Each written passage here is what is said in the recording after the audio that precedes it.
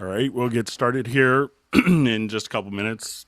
Sorry, the Google Hangouts kind of changed their how to start a Hangout, so I was kind of in preparation. You may see some blank information. We'll kind of make a note of that. But if you want to introduce yourself and ask any questions, you can tell us where you're from. So, my name is Greg Undo. I'll be presenting from Northern Virginia, just outside Washington, D.C., and we'll be answering all of your questions. So if you have questions, please feel free to enter it in the comments field. For those people that aren't watching live, you don't have to introduce yourself. You're always welcome to afterwards. But if you want to just do a quick introduction and tell us where you're from, and I know we had some people that had sent some questions in advance.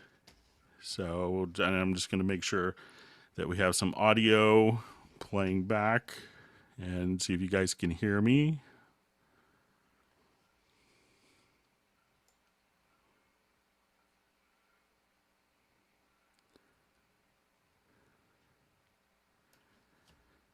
Okay.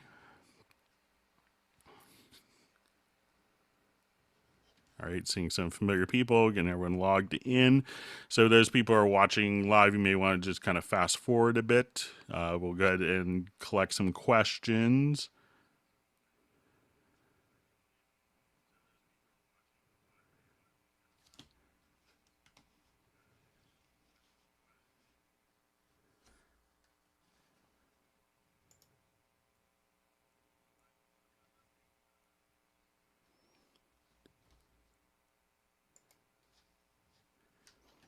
Okay, so we'll just start collecting some of the questions that are coming in. Thanks for all great questions. Great to see so many people online here.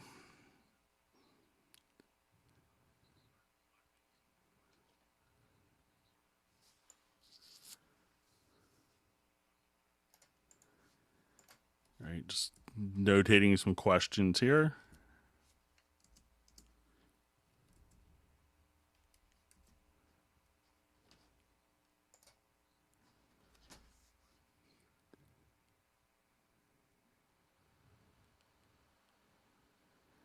All right, so we have a lot of people. So I see people from Surrey, Sweden, Liverpool, USA, Holland, Myanmar, from France.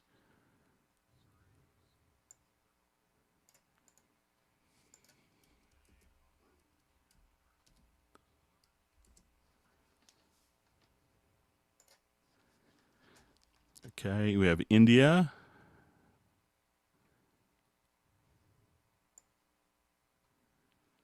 Okay, so just copying over some questions. We'll get started in a couple minutes. So if you're watching it offline,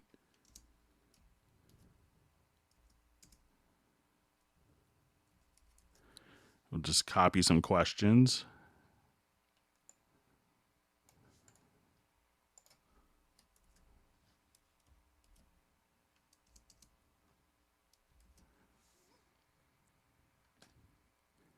All right, so we have Rome, we have Dallas, Central Massachusetts.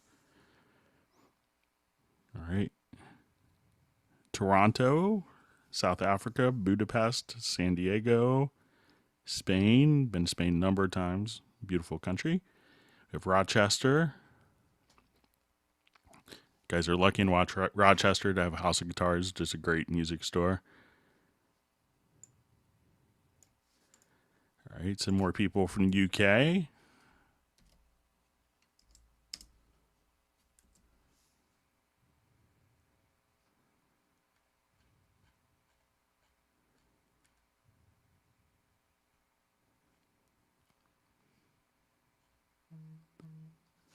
Okay, and just checking a couple things. We'll get some questions, highlight it.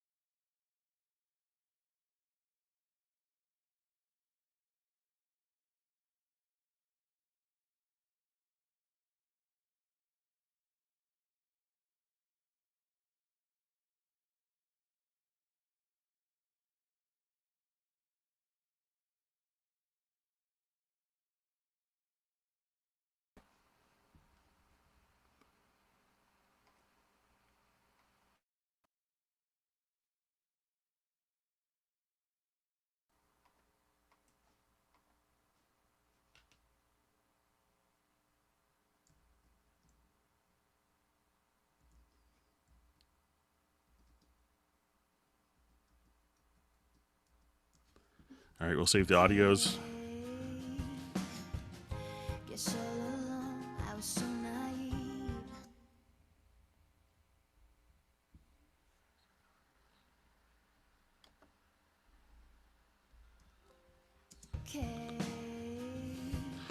Okay.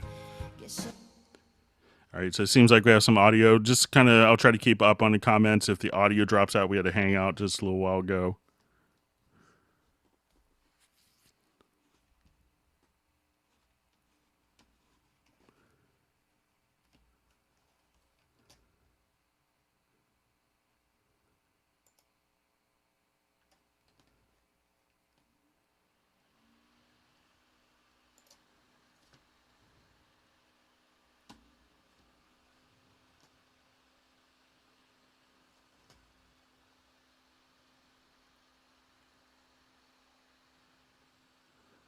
All right, so I'm just going to check audio again.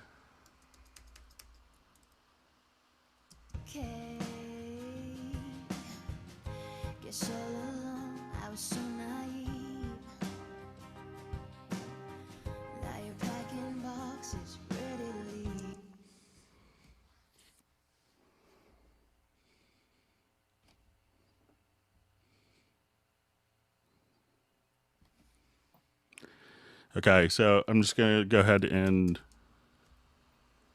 check my audio sources again here. Hang on a second.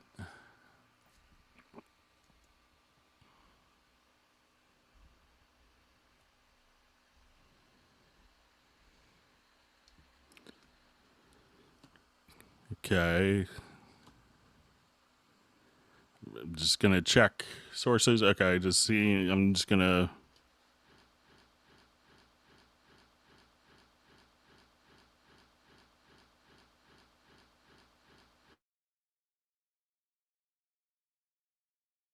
go with this.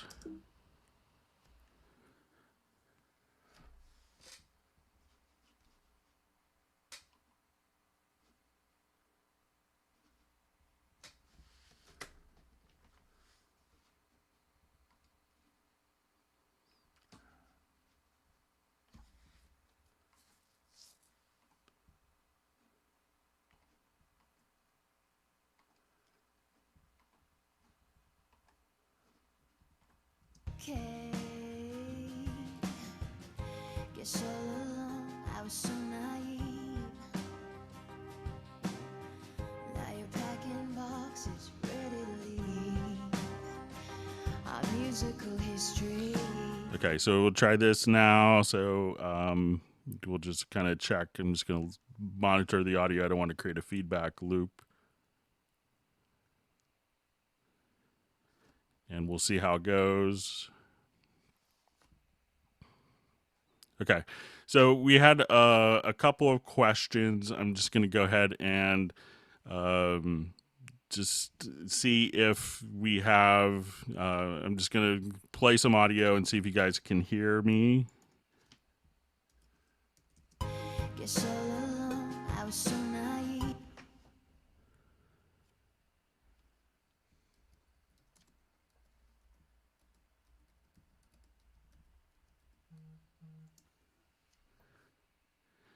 Okay, so let's see.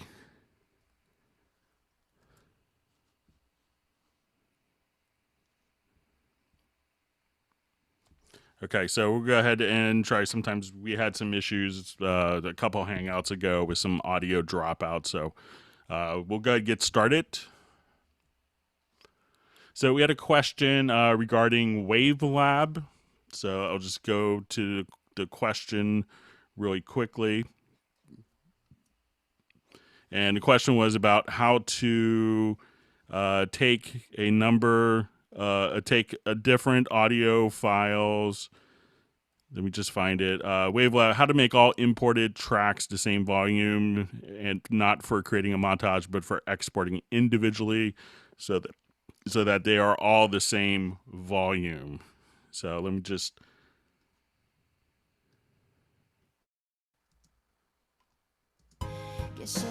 So I will now turn this on, and we'll jump to WaveLab.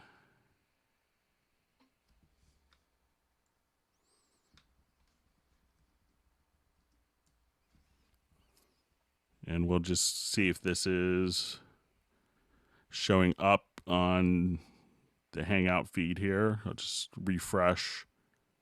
Seems like we're having weird communication problems. Okay.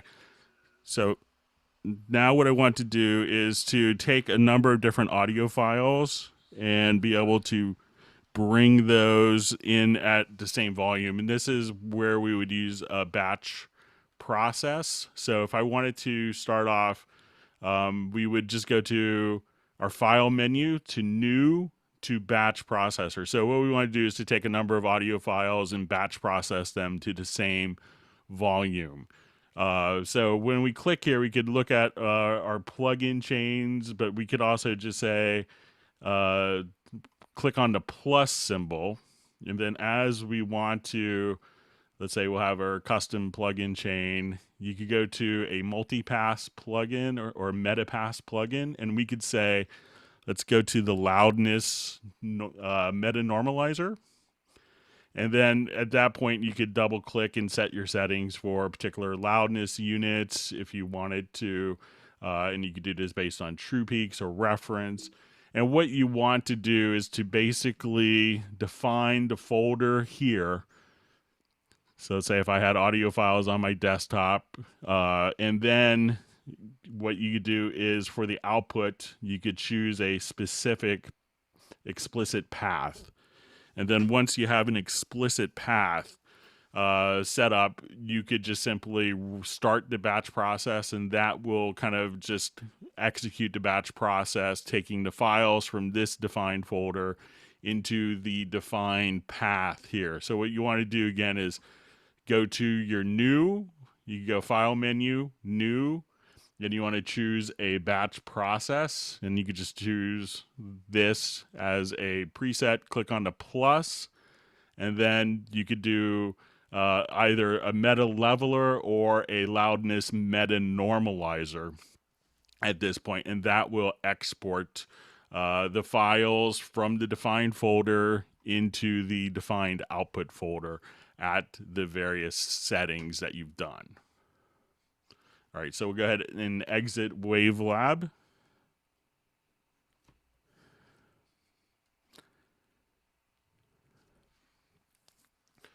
Okay, and we'll just cancel this. Let me just exit.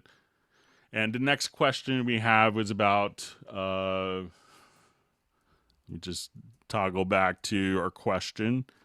In Cubase 10.0.20, how to add reverb to an active track when recording using direct monitoring so the vocalist can hear some reverb in their headphones. And what we want to do is with direct monitoring, we want to be able to, and I think Mark, who submitted this question, has UR824. But what we could do at this point is just go to your audio connections. You want to make sure that you have one of the inputs defined, such as, and this will be very similar, my UR44 that I'm using here.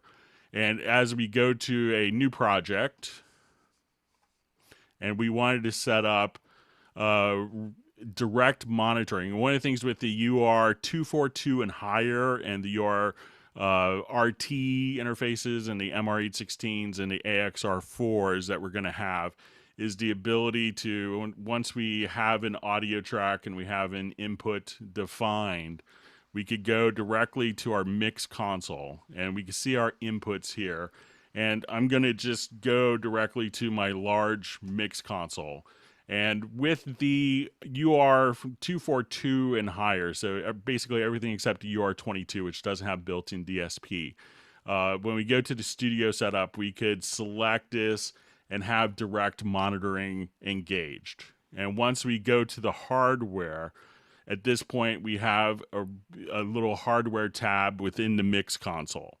And as we do this, we can now activate the reverb, and this would go to the RevX reverb, which is powered directly by the DSP. And this would allow you to monitor with reverb for the vocalist with no latency, because it's going to be just like a digital console and have all the DSP capabilities handled directly here. So that's all you'd have to do. So that wouldn't be printed but that would allow you to monitor with that reverb. And once you come over here, you could also see some additional settings.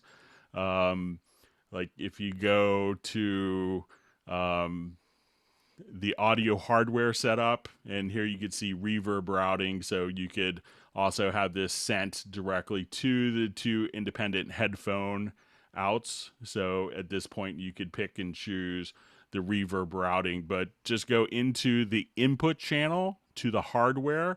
At this point you'll see your reverb send amount. You could send that directly there and have your reverb with no latency during the tracking process. We had another question regarding how to set up like a Rolly controller with Halion 6. So I'm going to add an instrument track here for Halion.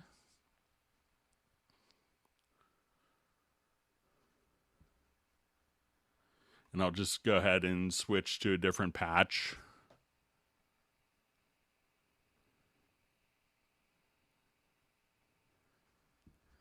Okay, so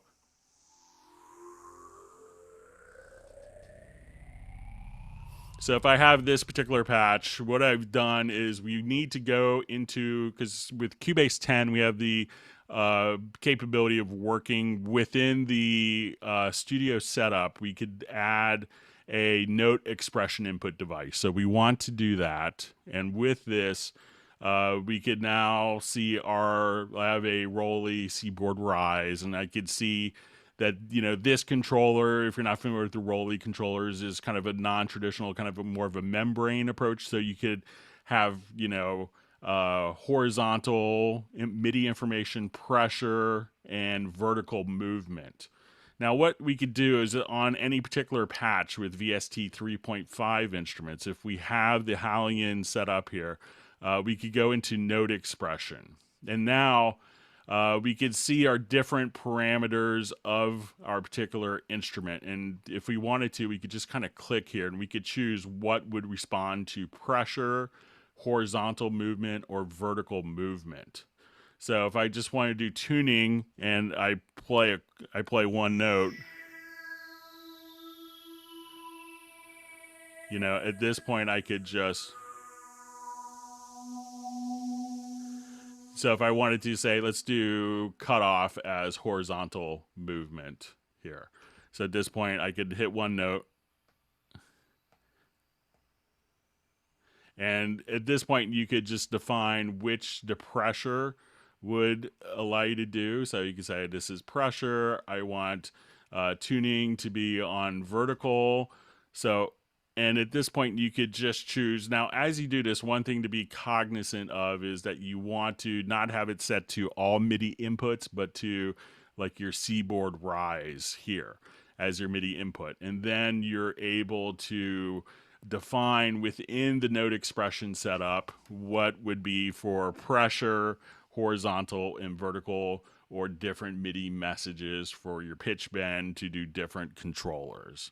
So I think that would probably take care of that question for you. I'm just going to check, make sure we have audio still going on. All right.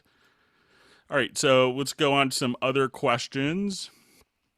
We had a question just on file management, like how to organize files. So some people were kind of confused with that. So once we kind of start a project, the default is, depending on your computer, that would go into a default defined location to make this easier for you under your documents. So I think on a Mac, it'll go directly into your music. But what I like to do is just to have it prompt me for my project location. So at this point, I could just come to my documents, and I like to make a new folder for every single project. So I'll just kind of give it a name, hit create. And now when I do this, every file that's going to be in this particular project will now be stored in that project folder. So if I record audio, excuse me one second, I'm just going to hide this. So if I just record audio at this point, we could see all of these files would show up directly within our defined folder. So at this point, you know, if we wanted to look at our pool window, we could just come right over here, and when we look at the path for the audio files, we can see that they're defined, and there's an audio file folder that's been created that's been just defined directly there. So, and as we do this, you may get to the point where you're dragging different drum loops at this point. So let's say if we have, you know, different audio files that we want to drag into the project. So at this point, we could say, when we go to our pool window, we're going to have this Voxscape audio file used within the project. And this would automatically be in its normal location. I believe that there's a preference for when we come over here to, let's say, editing audio, or it might be under... let's just take a quick look under maybe audio record.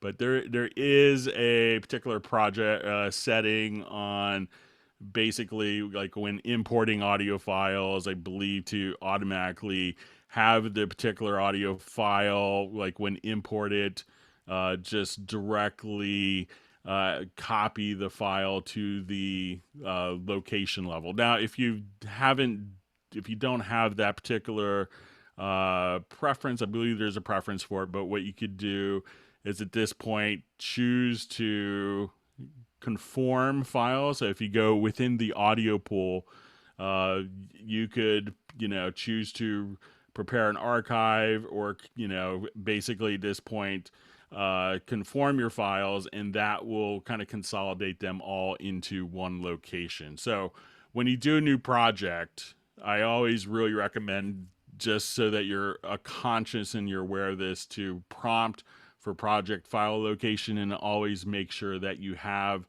the particular, that you define a new project folder for each individual file, and that will make your life significantly easier.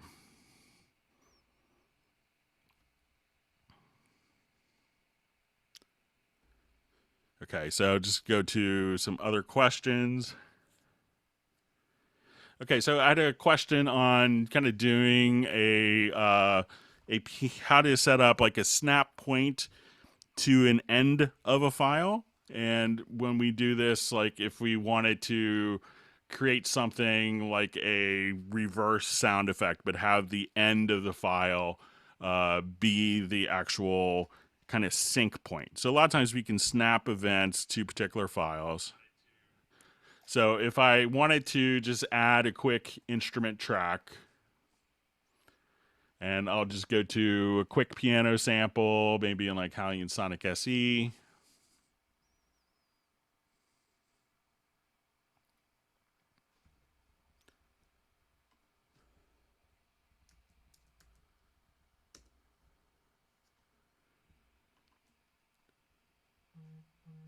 All right, and at this point, if we wanted to do a particular, it's kind of used in a lot of pop production, a lot of film production, where maybe I just wanted to record a single note of piano.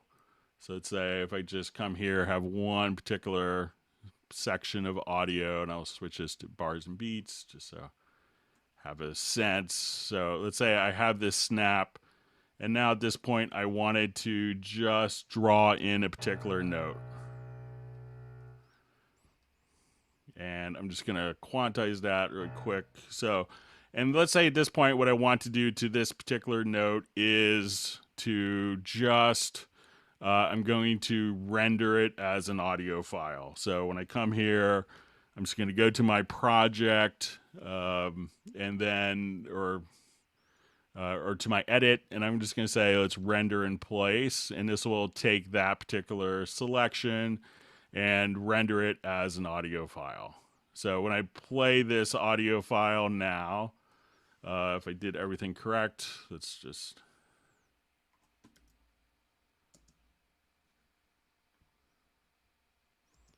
Let me just make sure I had my piano set.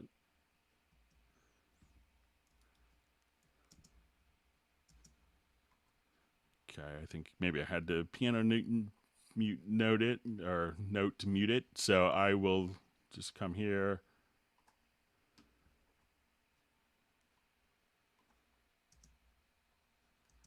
Okay, just draw in a new note really quickly. Sorry about that.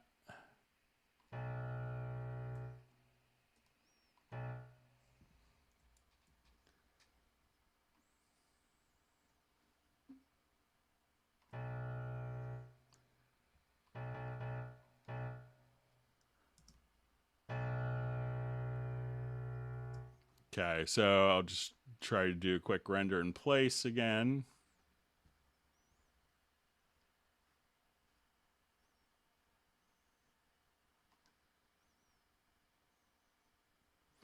Okay, so we have like a piano with a decay.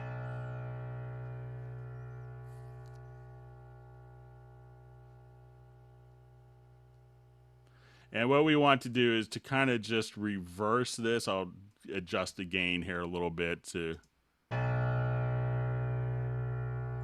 we'll hear this kind of fade. So what I want to do is just go to my audio, and I'm going to just reverse this.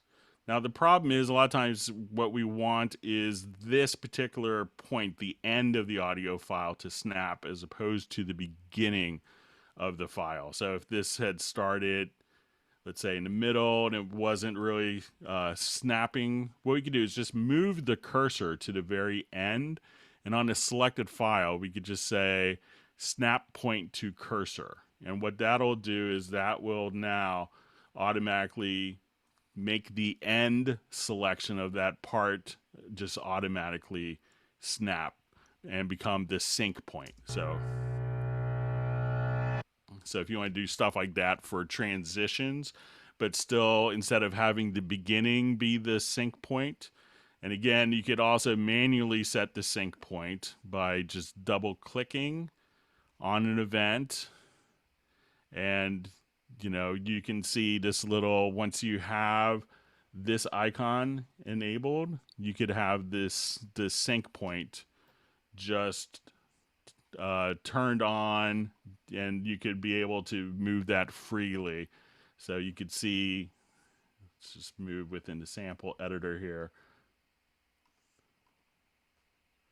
and then you could have your sync point. So if I wanted to come here, you could move kind of this S line here. And if you don't see that sync point or the snap point, all you want to do is to make sure that this is turned on within the sample editor, and then you could move different points.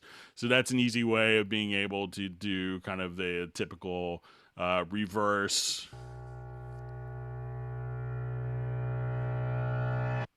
and then do kind of a cool transition like that. All right, so let's take a look. Just gonna make sure sound is okay. Okay. We still have sound, so we're doing okay. Okay, so next question we had. Let's go to. So we had a question emailed in. Could I please kindly request the developers to add 2 sliders to the MIDI track inspector to nudge MIDI start and end points forward or backward in time? I'd like to write automation using these sliders to compensate for static attack and decay of sampled instrument with fluctuations in speed of a phrase.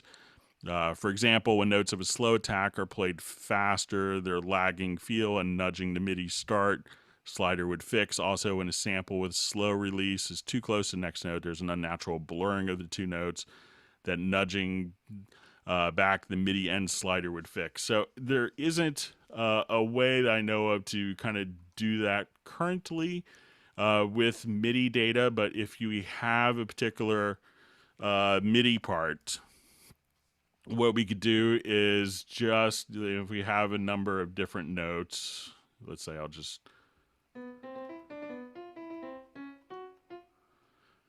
And, you know, I think what you could do to accomplish the same thing is, while it's not a slider here that's automatable, you could just adjust kind of the start and end of each of the notes, or the length of particular notes, just by using the info line and using the scroll wheel. So if I want to take this to full screen to make it maybe a little more obvious.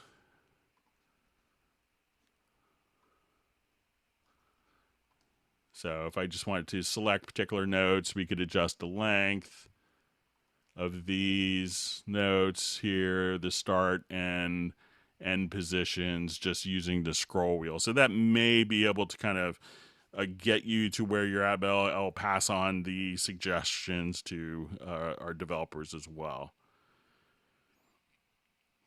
So we had a question. I think this is from Nick. It says, I have a question for upcoming Hangout. The right side browser is killing me. It's so slow, scans forever.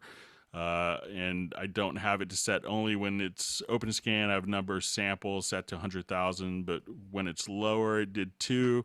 And it says it's a bummer because it makes me not even want to use it, slowing me down. So this is discussing the like the sample editor here on the right hand side, being able to access all of your different files. So as you can see from mine, you know, if I just wanted to come here, we can, you know, quickly scroll through, you know, all of our different libraries. And what I've seen from some people online, I did a little research on this particular question, is some plugins that have foreign names and presets could slow things down significantly. And this is all kind of based upon Media Bay. And, you know, one is also to make sure sometimes if you have, you know, a lot of files, like, you know, 90,000 files, make sure that you have the actual, you know, that it's not scanning constantly in the background, that it's actually made a database file from your media bay. So maybe, you know, before starting a project, make sure that you rescan and open up all the folders as it is scanning. So when you rescan a disk, that you see kind of the progress of the scan and make sure that everything is set up. But I don't have that problem, and I think that people that allowed it to do a full scan, and it may take just a couple minutes depending upon how many samples you have and presets, that if it's constantly scanning, and some people I saw online also mentioned that the like Yuhi plugins that had like a lot of foreign characters in the names were kind of slowing things down. So you may want to try to uncheck particular folders and see if that makes a difference for you as well. Okay, so we have a question. Can we show how to set up Groove Agent to be used with a MIDI controller? So it's really quite easy. So if I just come here, I'll add an audio track or an instrument track. We'll select Groove Agent. We'll just do SE in case you don't have the full version. And now when we have this, I will load up a kit. I could just right click here.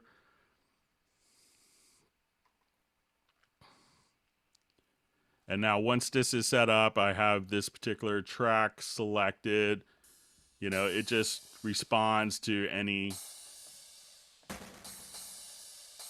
MIDI note messages that I send it. So you don't really have to do anything special for it to work with a MIDI controller. Just make sure, you know, you can see what pitch it'll actually be indicated here for the particular samples. Make sure that the track is record enabled, that you have just a, you know, a MIDI controller or all MIDI inputs set here, and then you should be all set. So you shouldn't really have to do anything special. All right, moving on to next question. Can Steinberg discount additional copies of Cubase for use with VST System Link down to or below cost of Vienna Ensemble Pro licenses? Can they transmit licensed data along with the audio? I believe even like Cubase Elements would allow you to use the VST system link. So I know a lot of people do that and use that to host different VST instruments. And VST system link, if you're not familiar with it, is a way through like a digital audio connection to send MIDI data and audio back and forth between different computers and to have the two computers sample accurately synced. So I believe, I'm not sure what the cost of the Vienna Ensemble Pro license is, but uh, the license cost for Cubase Elements is probably like in the U.S. I know it sells for around $99, so that should be a pretty straightforward way to do it. And I think I think that may be cheaper than the Vienna Ensemble Pro, but I'm not absolutely positive.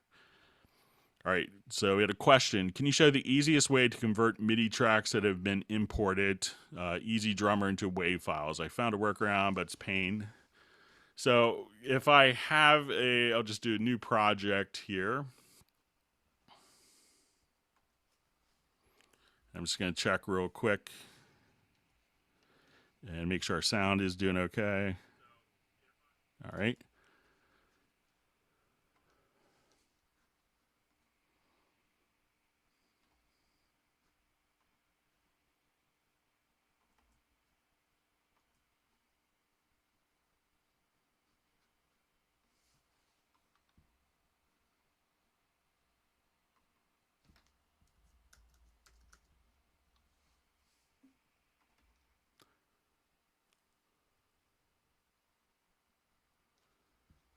Okay, so if I'm here and I have let's say a pattern,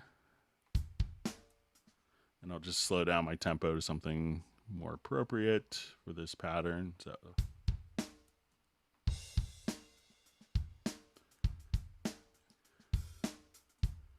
all right, so now I have this particular pattern laid out for me directly here as MIDI information, and I don't have Ezdrummer. This will be kind of analogous to it. So if I now wanted to take a particular pad, or let's say what we could even do, just I'll show you this trick that a lot of people miss. I'm just going to take the MIDI input from Groove Agent, and I'll just synchronize and follow the transport here.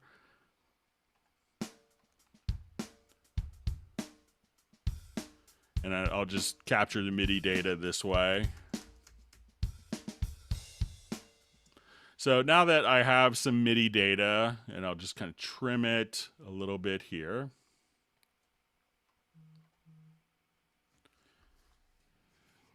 And just gonna check something here really quick. All right.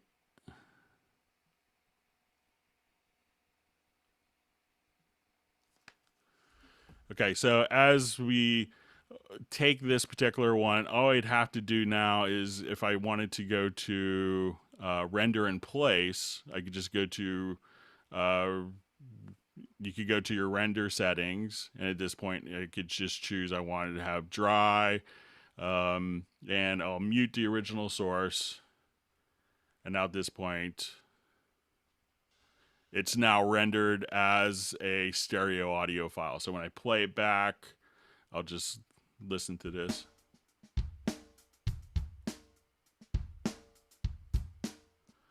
Now, if you wanted to do some rendering where maybe like the kick and snare are set to different outputs, so let's say we had kick and snare and hi-hat and we wanted those to go to different outs, what I could do is just activate multiple outputs here on my instrument, go to my mixer and say I want my kick to go out my master, my snare to go out of output 2, hi-hat out of output 3, and let's send the room and let's say our overheads to outputs 4 and 5. So I'm just going to activate those outputs. Okay. And now what I think I could do is just going to render in place. So I'll just keep it dry and then just choose to. And now as we've done this, we could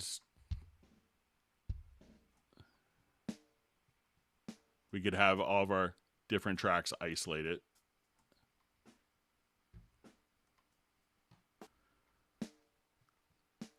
And if we routed those to a mono group, we could turn that into mono files as well. So once again, it kind of follows like the conventions of the output routing. So make sure that you have for the particular instrument, like if you're doing individual tracks, that you have those set to go to different outputs. And at that point, if you wanted to just go to your edit menu and go to render in place, you could just choose to render, and you could do it with the channel settings, which would include like the EQs and channel strips, or if you wanted to have the send effects or the send effects and master effects, if you wanted to write a tail. But that's pretty much what you have to do, is just kind of select the MIDI file and do a render in place, and you should be all set with that. All right, let's go on to next question. How do I open a window in Cubase for AXR extension? I can't figure it out. So the AXR is our new audio interface. And a lot of our audio interfaces allow you to have access to the built-in DSP when you go into the mix console like we showed earlier, and we have our input channels and we see a hardware tab.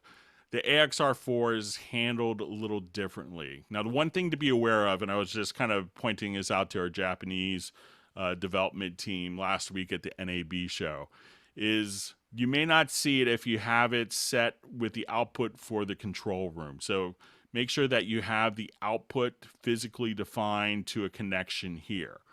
And then once that output is physically defined and the input is physically defined, you would see the AXR4 show up here as a tab in the inspector, and that's where you could access the different DSP functions as well as gain and switching between the silk, red, or blue processing. It would show up as a tab directly here. But once again, if you have the so it's not done through the mix console like the UR series. The AXR will just show up directly here. But within the audio connections window, make sure that you're not using the control room or that you have the output physically defined in the outputs. That may change, to work with the control room like other interfaces. But if it's not showing up, that could be the reason.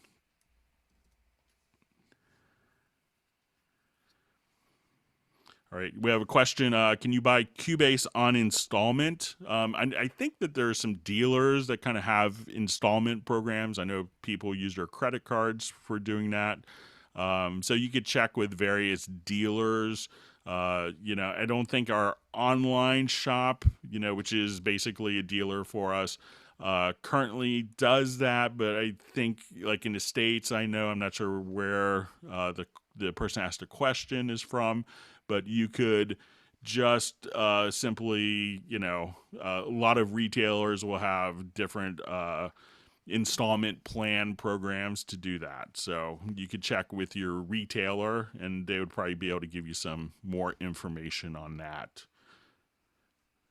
But it's really kind of up to what the retailer chooses to do. All right, so we'll move on to some more questions. Thanks, everyone, for great questions. Okay, it says, hi, Greg. I use Cubase Live to control guitar and vocal effects via CC messages or continuous controllers. But when I hit stop, it seems Cubase sends MIDI data to my equipment, and that changes my effects. For example, if I have a delay turned on my vocal effects processor, when I hit stop in Cubase, the delay is turned off as if Cubase sent a MIDI message. This would probably just be one of the preferences. So if you go to preferences, I think, and we'll go to under Midi. So you'll see kind of reset on stop, but there's also a preference that's probably not checked by default that says never reset chased controllers. So I would probably toggle these two preferences, and I think that that would do the trick. You could also have it choose to, not chase controllers here, but I think right in there that you'll find the preference, and kind of, maybe untoggling one of those would do the trick for you. So once again, for a live performance where effects units are being reset via MIDI CC messages, go to preferences, and under MIDI, you can say never reset channels. You could uncheck reset on stop, and for chase events, make sure that those, I would play around with those. And I think that would get you where you need to go.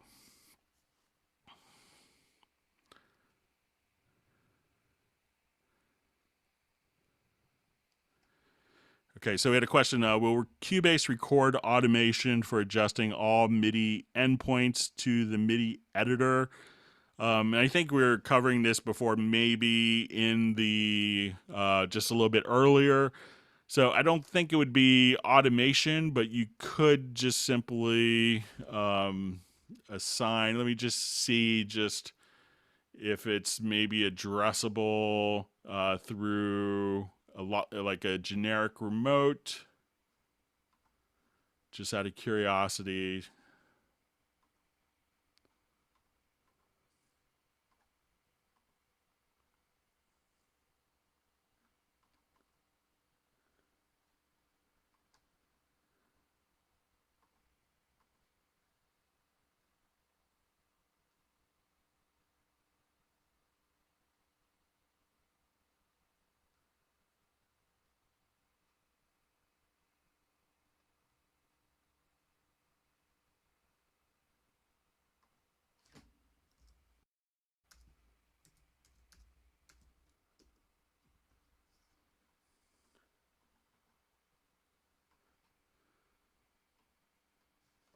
I'll just see if length is a parameter that.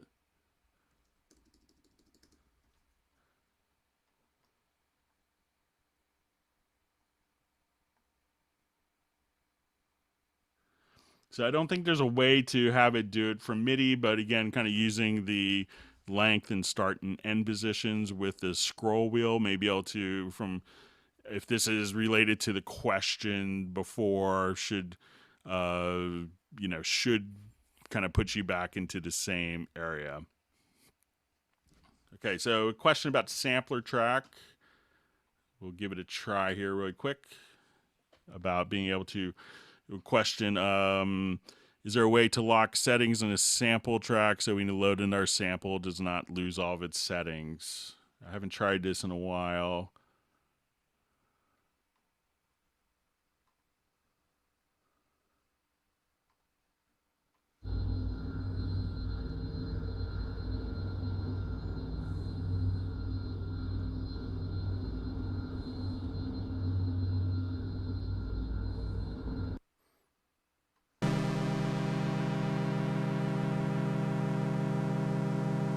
Let me just find our sample. It's probably shorter.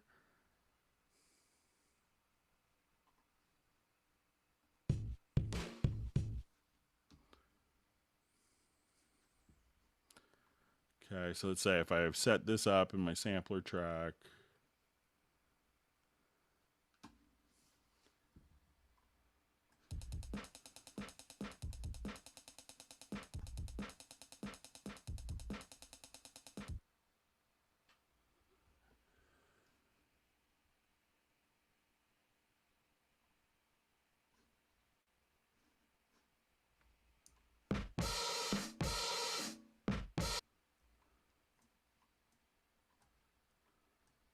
I'll try a couple modifier keys here really quickly.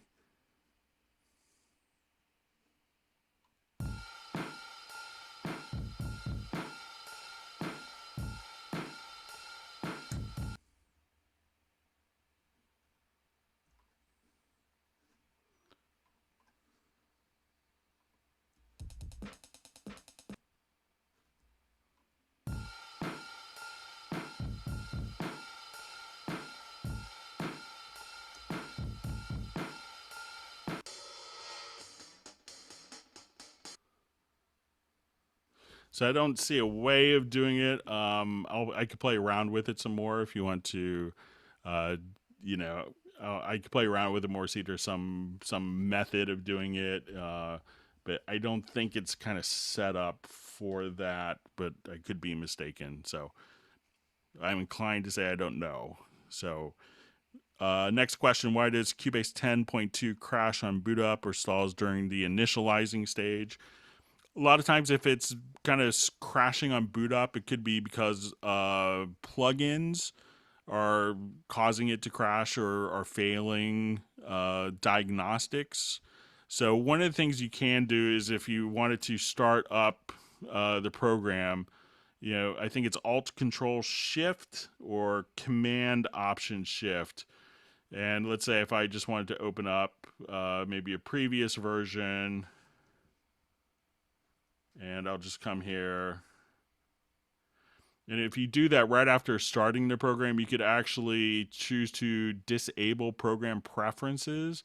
So you could try that and see if that makes a difference for you. So once you double click on the icon, that will basically bypass the preferences. So if the preferences had gotten corrupted, that's something that you could do very easily. So that's Alt Control Shift on PC, I believe in Command Option Shift on Mac.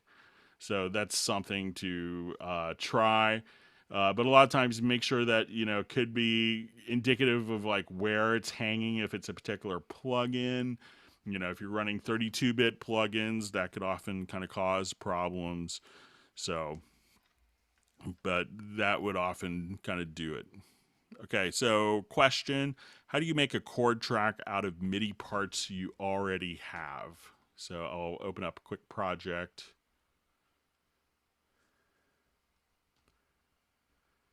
And we'll do just something with some piano in it.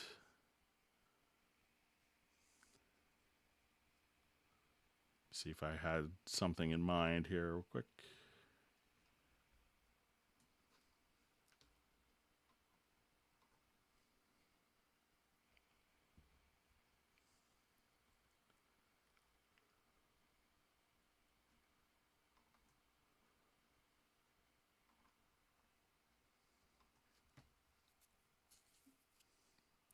Okay, so to make a chord track from an existing piano part, all you had to do is you could select it, and then if you go to chord tracks from the project menu, we can now just say, and let's say if I have a chord track in here, so I'm just gonna remove that particular track. So, and within this, I have, let's say, my piano score. So if I double click here, and if we wanted to toggle back and forth, we could look at our score editor here.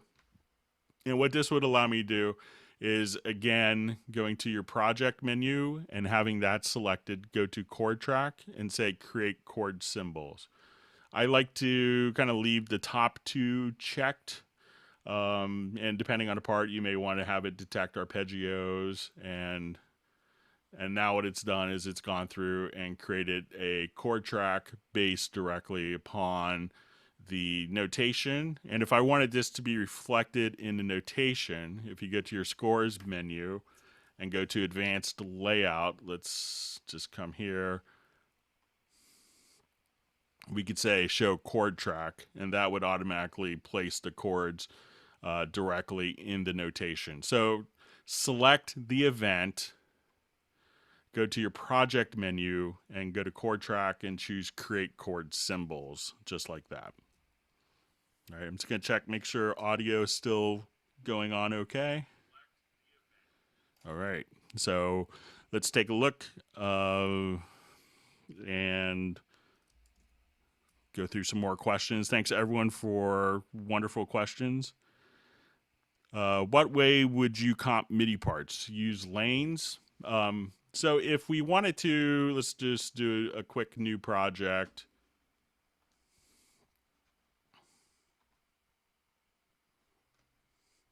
I get this question a lot. There's some confusion with different MIDI parts. So when we kind of look at a particular part, there's different MIDI editing preferences. So if I wanted to,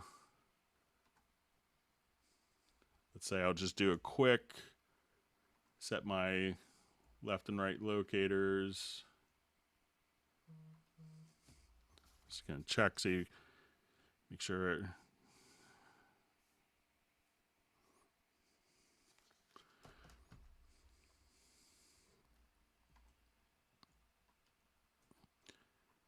Okay, so if I record some MIDI data, I'll just open up my virtual keyboard here.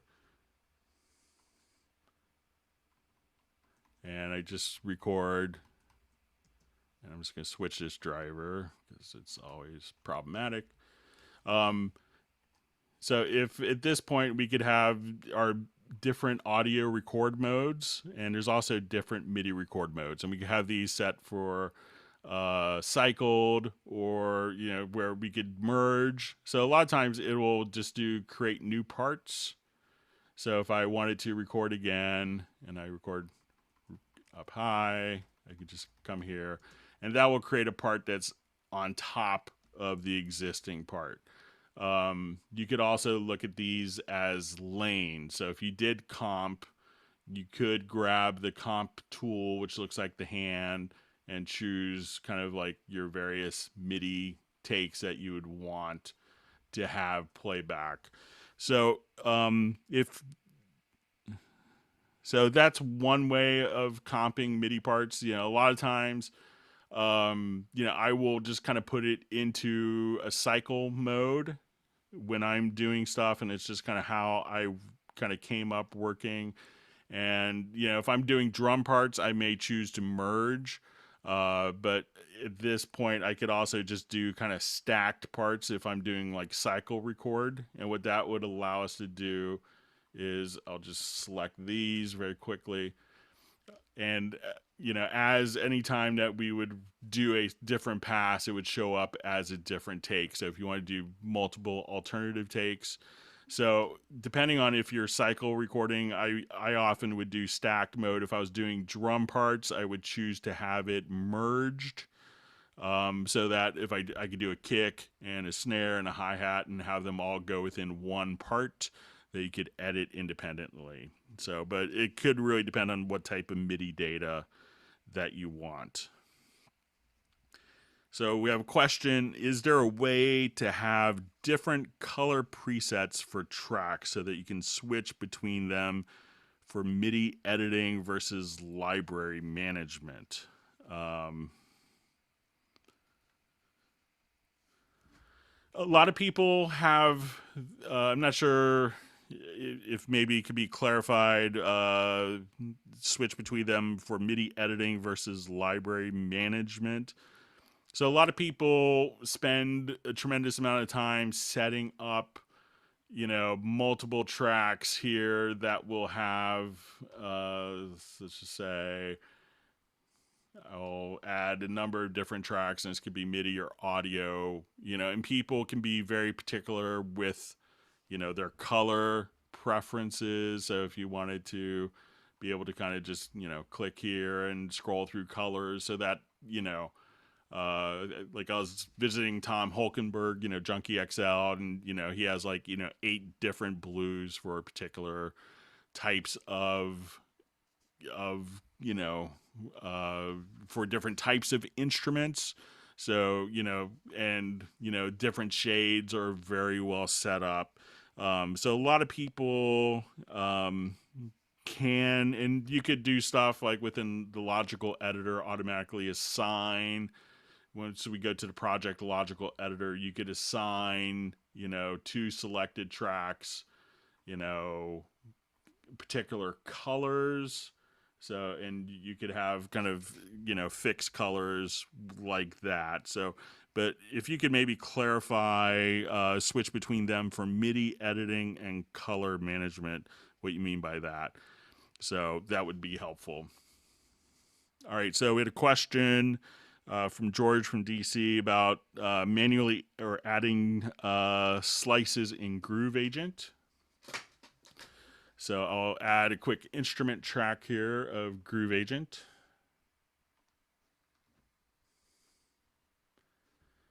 And I just want to find a quick drum loop.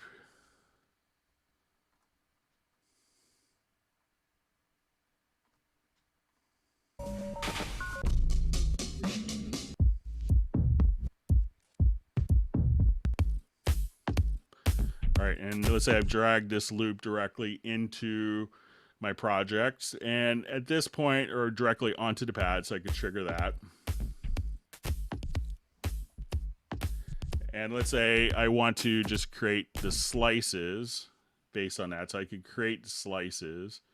And as we do this, let's zoom in just a little bit. And I think if you just hold down, once you're here, I think it was just the Alt key. So you could add the slices here with the Alt key, and just when you kind of go around to see the two arrows, you could delete the slices just like that. So if you see the slice that you want to get rid of, make sure you see the two arrows around it. And if you want to just kind of place it, just hold down the Alt or Option key, and then you could manually add the slices into Groove Agent for you.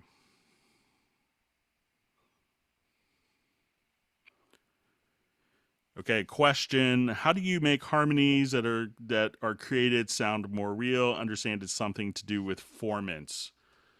All right, so we'll jump back to our particular project that we had here. So within this project, we've defined what the chords are from the piano part. And when we go directly into our very audio,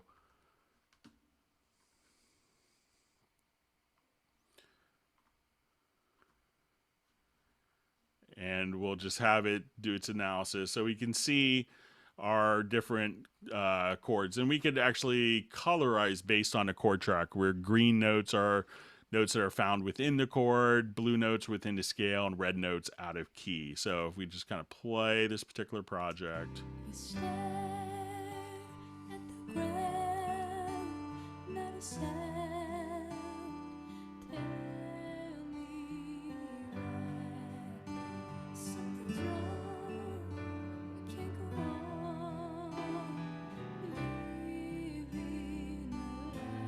So let's say just that last particular phrase that she sang.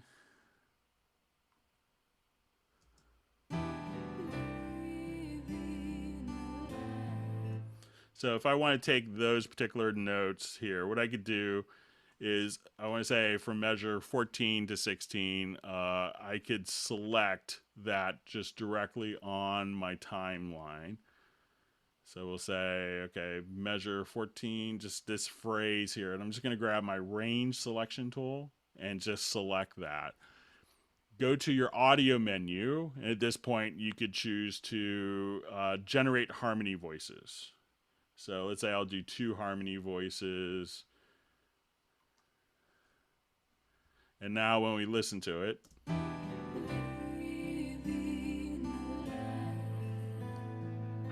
now sometimes as you shift vocals, you may run into scenarios where you wanted to adjust formants.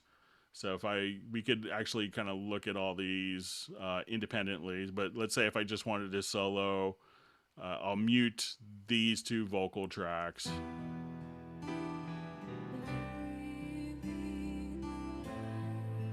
And if we wanted to get to the point where we wanted to adjust the formants, we could go directly. So once we have this activated, I'll just go to my editor here, and we could activate. You could now, within Cubase 10, one of the new functions that was added was the ability to adjust kind of the formants like so. So now if we wanted to change kind of the characteristics. So if it's often we can think of making a male voice female or a female voice male, but you could just shift the formants here.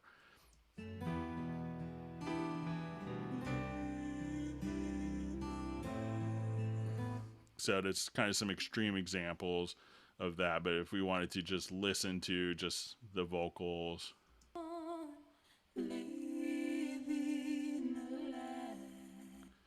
So if I wanted to, again, just select this and adjust the formants, you know, and you could be kind of very subtle about it.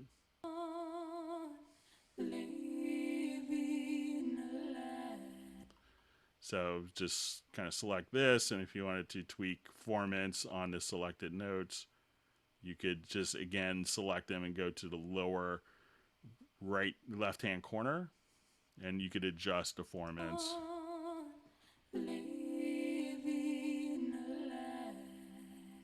And we listen to that in context.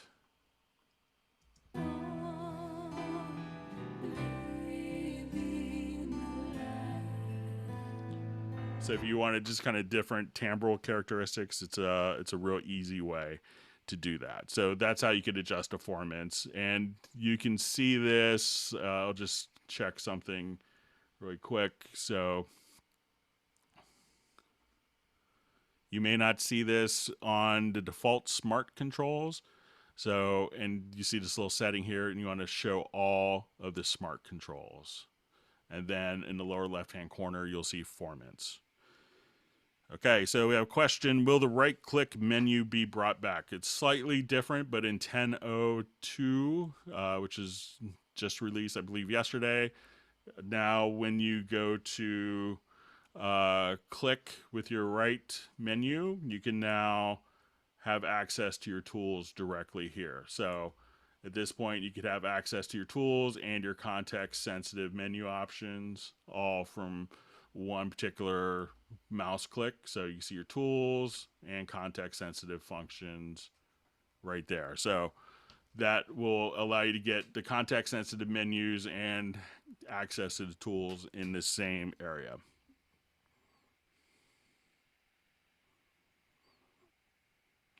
All right, so we had a question from Ghana, based in Finland, how to mix and master vocals in Cubase 9. You know, it can be different for every single vocal, what you do. So often people run just like a little bit of compression, and you have some great preset capabilities directly within the channel strip. And while your channel strip may look slightly different, you may want to have a noise gate, a little bit of EQ. So, and you could actually just come here. A lot of people will adjust kind of the, you know, when you come here, just kind of have a high pass filter to get rid of rumble. That could help quite a bit within the channel strip. Also check out that you could use a de-esser if needed, and this could take out like sibilant frequencies. So if you hear a lot of pss, pss, pss, pss, you know, with the singer and the microphone, you could kind of come here and really just kind of get those particular sibilant frequencies taken care of. So that's an easy way of doing it. So, and a lot of people I know will spend a lot of time, you know, people will take different approaches, but I know a lot of very successful vocal producers that will literally, you know, take each phrase and just do slight changes here to get rid of breaths, to get rid of, you know, and adjust, to bring out consonants, to bring down consonants, and they will just kind of almost, you know, come here and cut at every single beat. So I'll just kind of turn my snap on and cut, and they will just kind of cut at every single beat and just kind of ride the level so the compressor can smooth it out. But there's, you know, it can be different on every single vocal. So, all right, I'm just going to go back, make sure that we still hear everything. All right, so we have audio still going.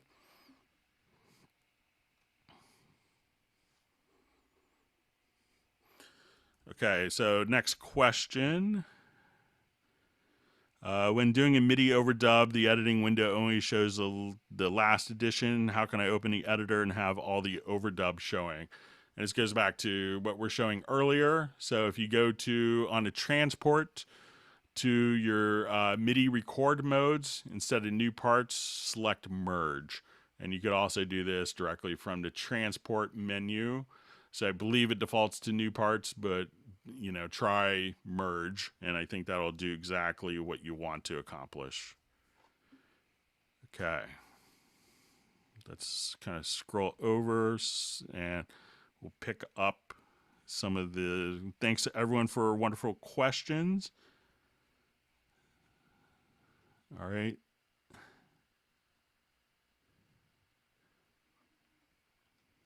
All right, just kind of going back in the comments here. I have to jump back.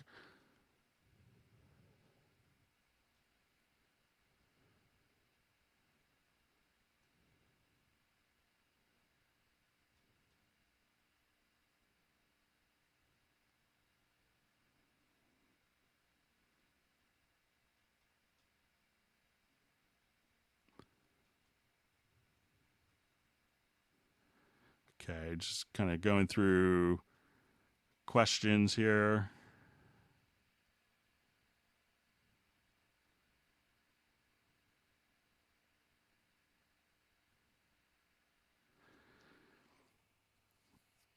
Okay, so we have a question. I see my computer produces a digital noise through my interface, UR44, etc. But when Cubase opens to the hub, it's dead silent. What does Cubase do to kill that noise? It's probably taking control.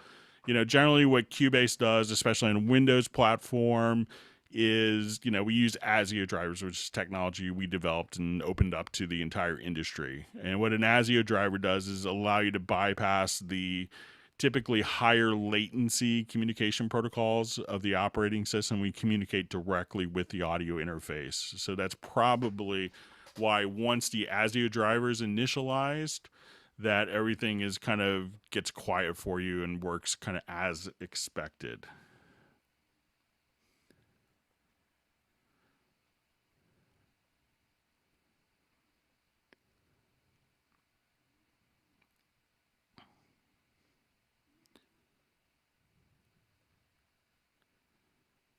Okay, just going through some. All right, so I see a question, why not stream with OBS Studio? We have to kind of use the Google Hangout software, so that's why. So we could have it all on the YouTube and be accessible. Okay, so we have a question. Is there a way in Midi to show with colors what's the key of the song and what's going out of key? Yes. So if we have let's say a Midi part here, and we're looking at it, and I'll just blow it up into kind of a larger Midi editor here. So you could actually colorize based on different events. So by default, you can colorize based on chord track, but what you could actually do is now, or it's based upon velocity. So if I come here and choose to colorize notes based on the actual chord track, what we could do is green notes are within the scale of the chord. Green notes are within the key. So as I come here, red notes are out of key, green notes are within the chord. And so when we come here, let's say, and a blue note will be within the scale. So all you have to do is just kind of, so red note bad, green note good, red note bad, and let's get to a blue note here. So, and that's within the key. So what you want to do is to, once the chord track has been defined, and you could just, create a chord track and you literally just type in that I'm in the key of G. And you could do that just by coming right here and entering in what key, and then any note that you have that's out of key for that particular song, you could just at that point see as the notes are in and out of tune. So let's say we go to E flat. So red is out of key, blue is within the key, green is within the chord. So that's all you have to do for that. So that's how you do it. And again, you could just go to colorize, and you could have it based on velocity or directly on chord track. And that works within the Very Audio editor, the different MIDI drum editors as well.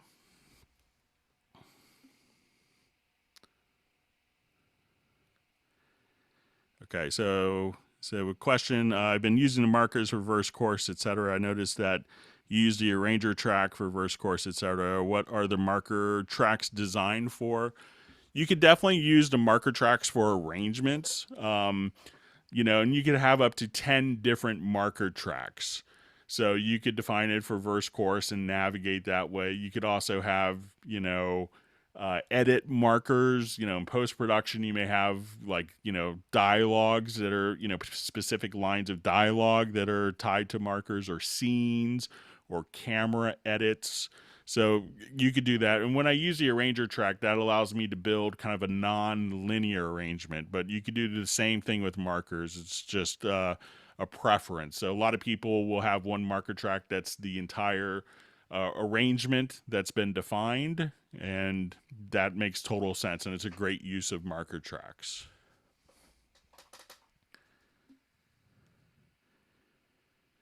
Okay, we have a question. Is there a way to export several events as WAV files without bouncing? For example, if you have a bunch of vocal takes that you want to export without any processing, just the raw recordings. So you could, definitely do that with, let's say if we jump back here, I'm just going to reread the question.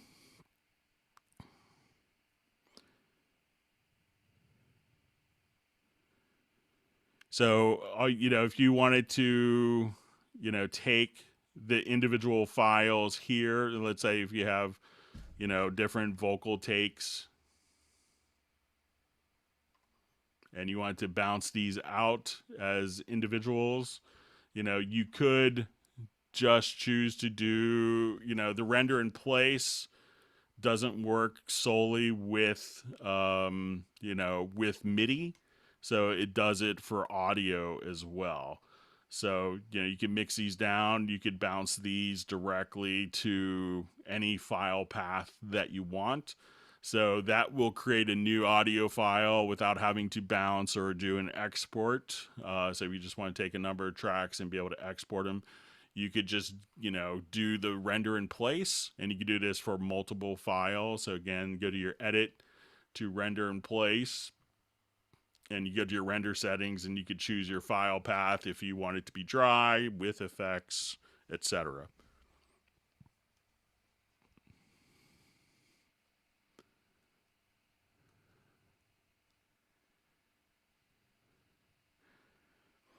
All right, so we have a question. How do we find the key signature from a group of selected MIDI notes? So a lot of times, what you could do is the program will try to, if you do an analysis, and like we showed earlier, if we go to the project menu to the chord track for MIDI data and create the chord symbols. So let's say if I just take this away here. So I'll remove the selected chord track.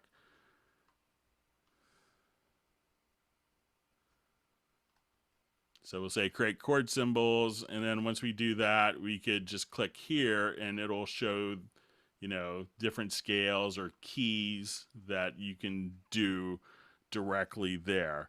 So that's pretty much, and it won't necessarily translate to the key signature, but, for the MIDI data or for the scoring, you still could enter that in manually, but this will give you an idea of the determined key. And sometimes, just doing some old-fashioned, analysis and say, okay, I have a G, B, and a D chord, and a G up top, and G's in the bass. It could be a G major chord, or the B flat, it could be a G minor chord, etc.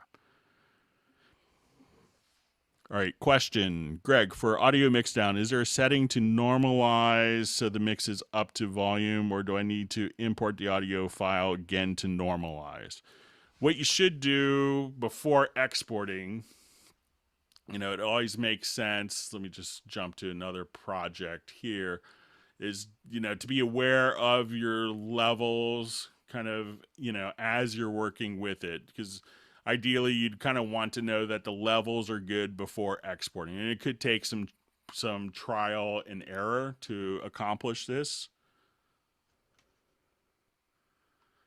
But, one of the things you could do is kind of, be very cognizant of your metering. So Guess all along I was soon there's lots of great metering options that you have, and you could just have this like in Cubase Pro on the right-hand side.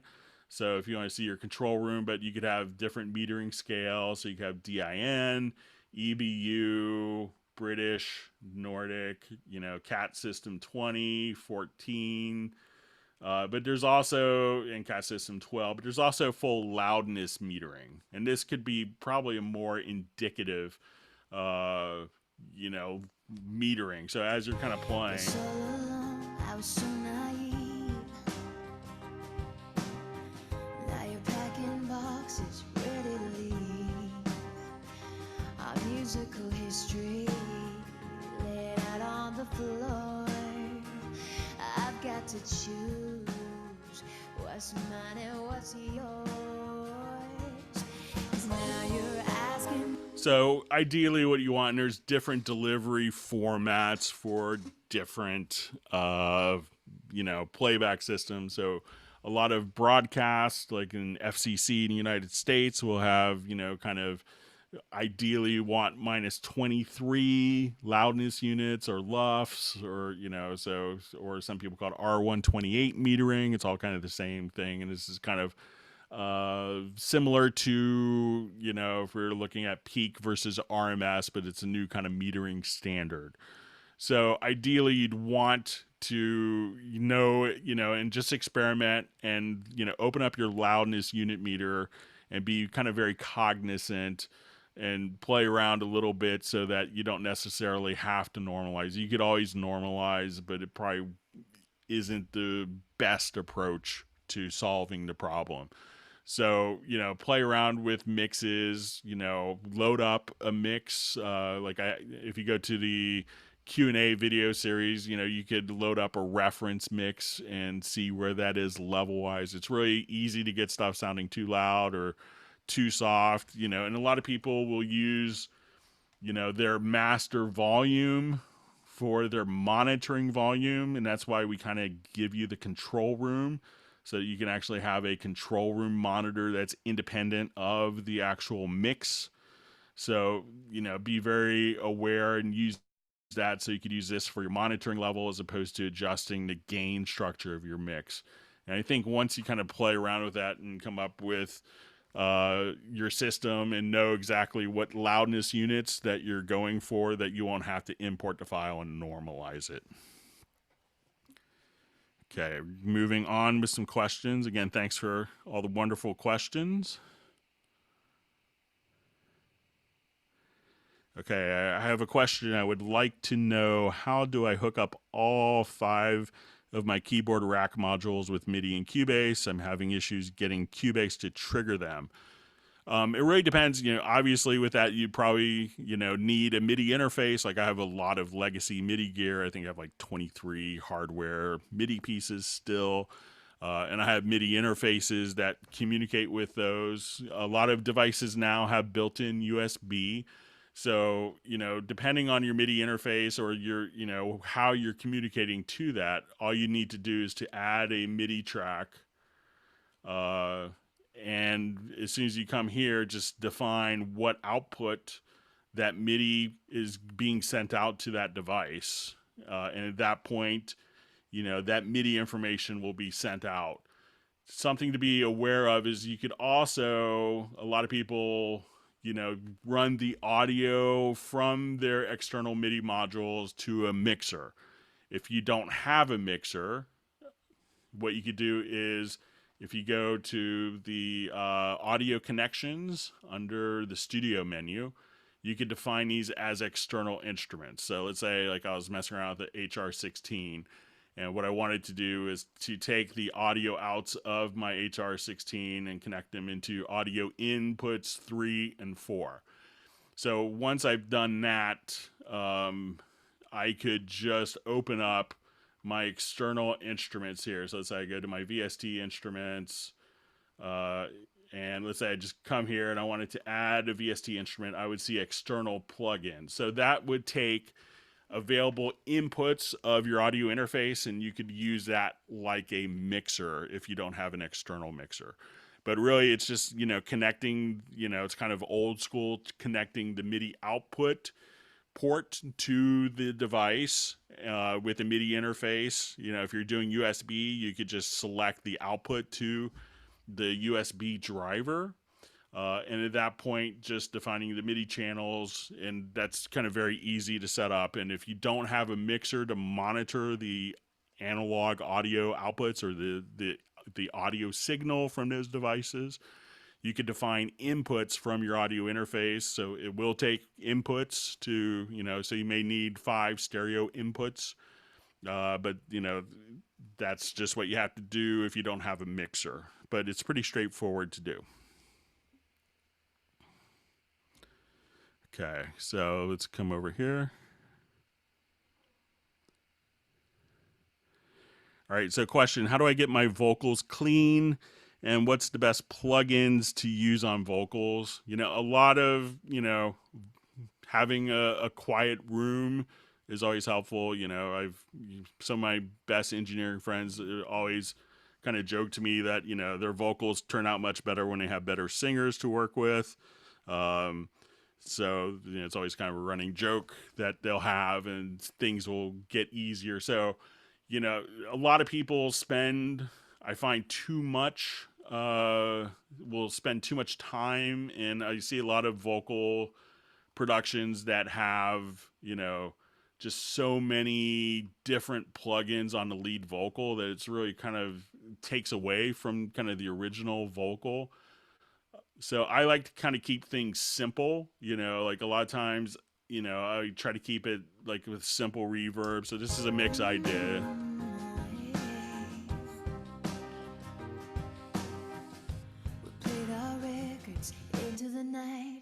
So I just have a bit of reverb, just ever so slight compression. I'll take off some of the low end. That was okay. You can hear out some of the low frequencies here if you do a high pass filter. And just kind of very simple, maybe a little bump here. And kind of in context. Musical history laid out on the floor. I've got to choose what's mine and what's yours. So I kind of sometimes go for the less is more school, and I see people having 15 plugins on their lead vocal, and I think that they're often fighting each other. So for kind of clean, clear vocals, having a great singer, trying to keep the ambient noise down so you don't have to do a lot of noise gates, be cognizant of mic position for breaths, stuff like that can make a big difference in getting kind of a clean vocals. So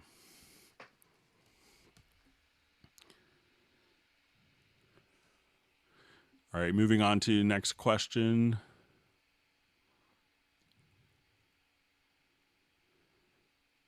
Okay.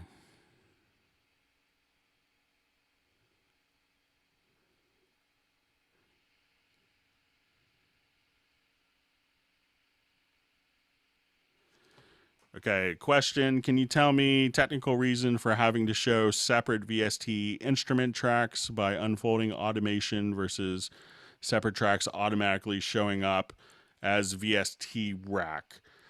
So let's take a quick look at this from Paul. Good to see you, Paul, in the Hangout.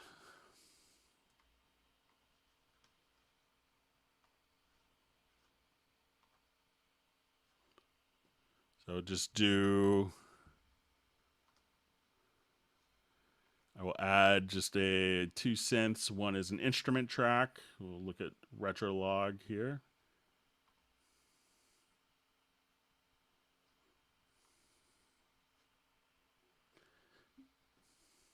And then we'll add a retro log into the instrument rack.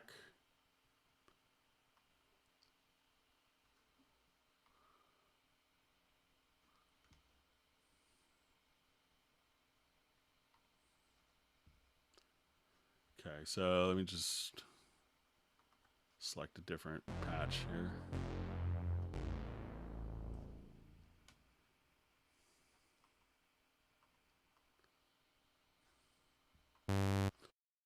right? So now when we play this one, we see kind of the audio output just being set up here underneath. So, part of the concept of, and this is to kind of maintain compatibility with kind of previous paradigms. So some people love instrument tracks because they're very simple. They don't necessarily have a lot of, flexibility per se. So you get like, start off instrument tracks where, okay, I just load up an instrument. It's, I play one MIDI channel. It has a stereo out. I'm happy. But a lot of people may want to have more flexibility for, having multiple outputs and multi-timbral capabilities. And that's kind of came from using a combination of, older, where a MIDI track could be sent to any device and layered to any device, and they actually send those, and that's why the MIDI information is kind of, it's not consolidated for the virtual, the MIDI data, since not all MIDI instruments are going to, be routed through a particular VST instrument. So MIDI tracks could be going to an external piece of hardware, like like a montage from Yamaha or a Reface, something like that. So once those are set up, that's why they kind of create more of, you have more flexibility with that. If you don't like that instrument rack, decouples the audio from the MIDI, then you should just kind of probably use instrument racks as opposed to, or instrument tracks, which kind of consolidate things. But some people have gotten used to kind of older paradigms and workflows and still want to work that way. So there's been evolution to the instrument tracks to make them work with multiple outputs and add multi-timbral capability. But it's really just kind of a legacy workflow that some people have grown accustomed to that we don't want to take away. So that's why we kind of see that distinction.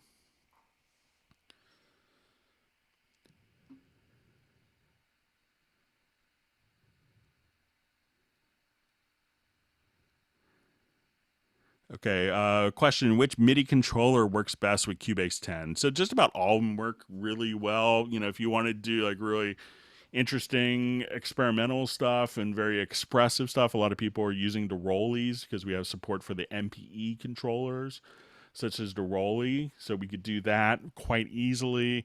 But a lot of people, we use like Yamaha PSR keyboards. They work great. We'll use Yamaha synths and workstations.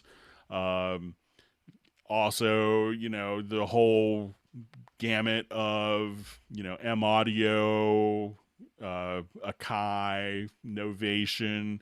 I'm also using the Nectar controller. I think works really well and is integrated with plugins in a great way.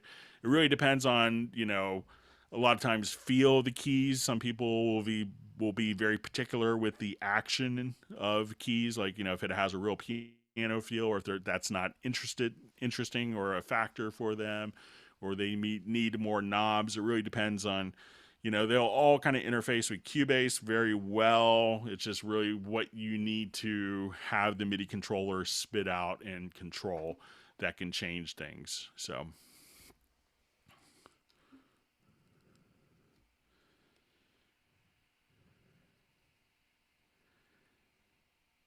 Okay, so we have a question. Is there a shortcut in Vari Audio when I open audio file to execute to edit Vari Audio? Let's take a quick look and find out.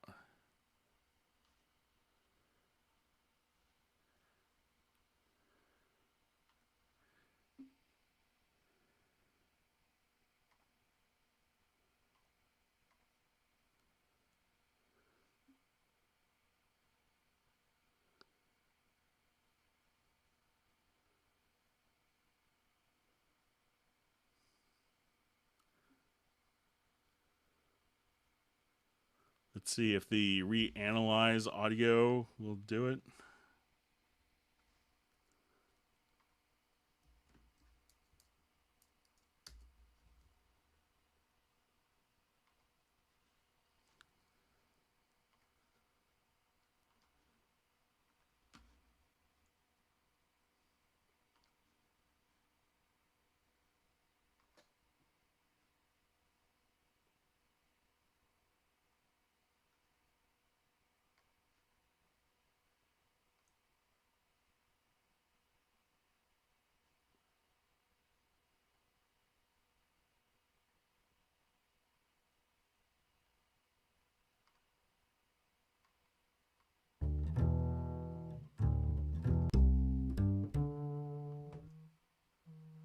Okay, so let's say if I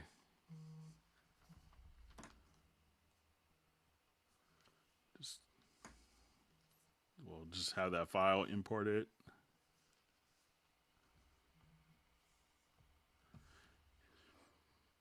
All right, and let's say if I go to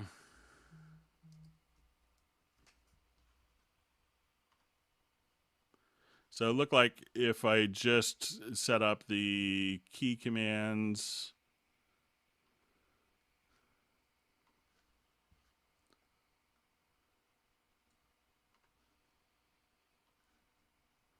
I'll just drag this in. And we're just in our very audio editor. So I'm just going to hit that key command for Reanalyze audio, that it does it. So just set a key command. I just set like Command Option Shift V. But if you come directly here to key commands, that will initiate the very first very audio analysis. So you could just use that.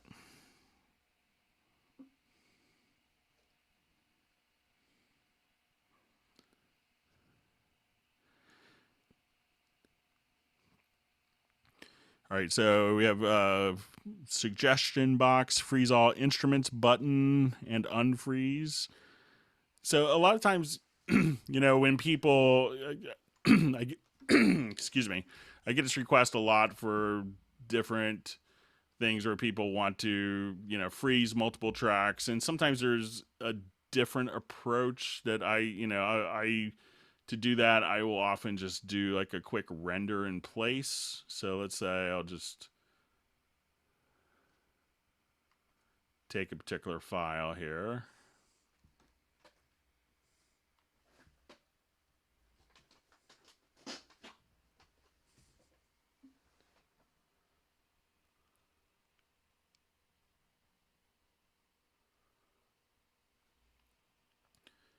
Instead of like doing a multiple render in place, I may just come here and select, like these files here. And at this point, I may just do a quick render in place.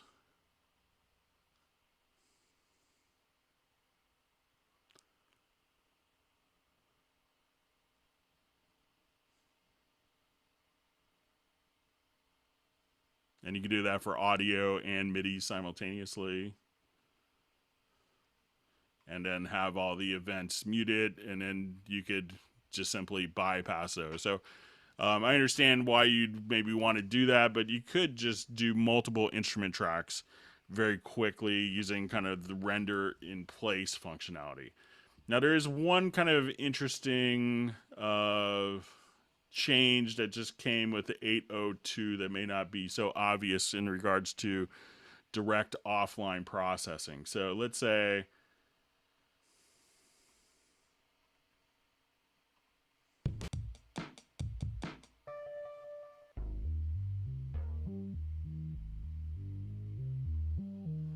let's say I just have an audio file here on my timeline. And let's say as I'm playing this particular timeline, I just wanted to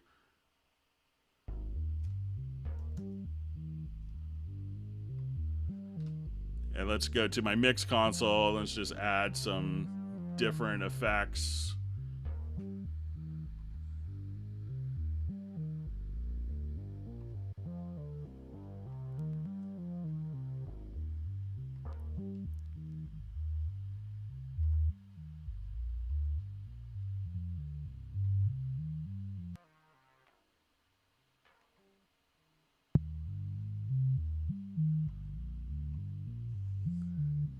Let's throw a little modulation on it, maybe just a little bit of chorusing.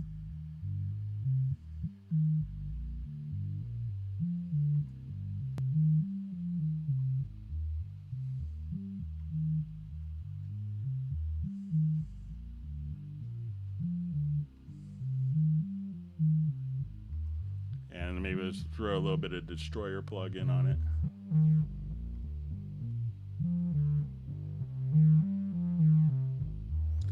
So one of the things, if we have the direct offline processing, is now I could just take these 3 inserts and I could just, and if I have that file selected, I could just drag it, my inserts directly in, and that file has now been processed with that. Also, I could drag just the inserts from the insert header in a mix console. I could just drag that directly over and create a preset that I could call up at any time, and that will be a combination. So if I have that particular file selected, I can now just process offline those files. So it's not maybe exactly what you want to do, right, doing that automatically to everything, but now you could just take all of your inserts and have those directly applied as direct offline processing. So, and that just came into 10.02.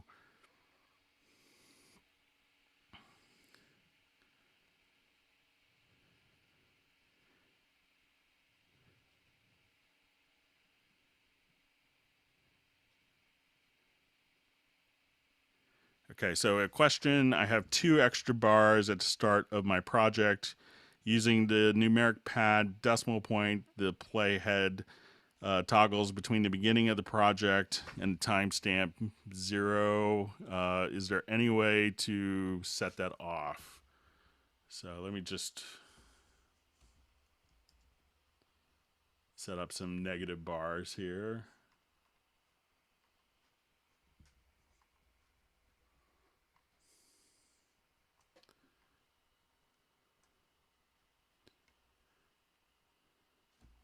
And of course, on my keyboard, I don't have my MacBook Pro. I don't have the numeric keypad, unfortunately.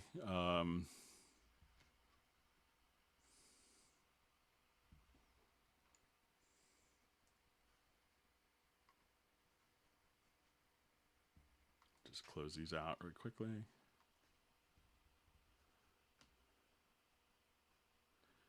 So I want to say, so I'll just reread the question. So you have extra 2 bars at the start of my project. Using the numeric pad decimal point, the playhead toggles between the beginning of the project and timestamp of 0.0. Is there a way to turn that off? I think if you depending on what you have, but try just hitting the 0 key, and I don't have a numeric keypad to try. But I think if you hit the 0 key, one stop will take you to, when you hit the 0 key once, it stops. If you hit again, it goes to your start, and then you could go to the beginning. But I could play around when I have a numeric keyboard in front of me. Sorry, I don't have one.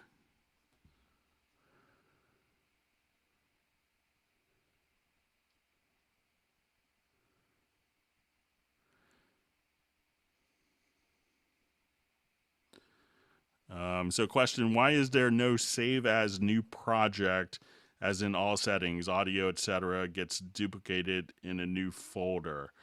So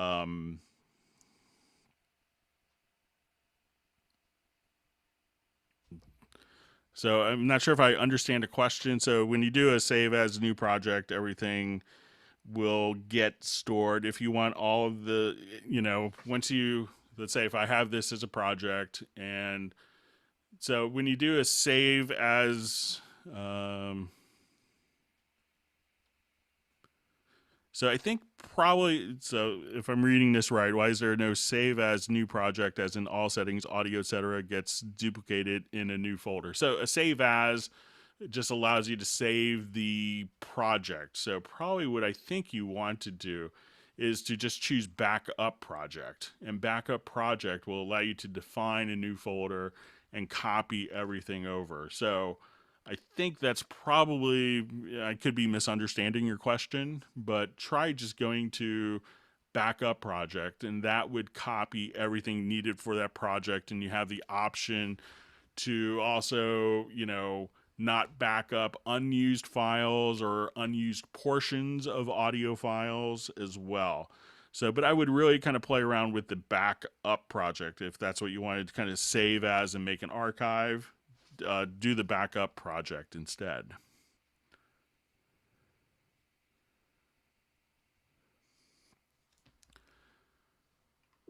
Okay, so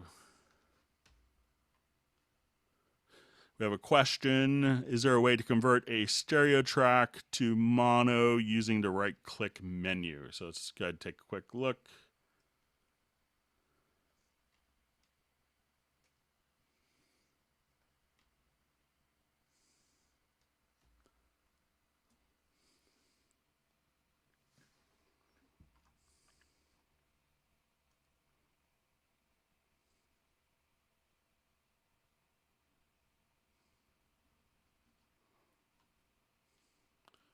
Okay, so let's say I have a stereo track here.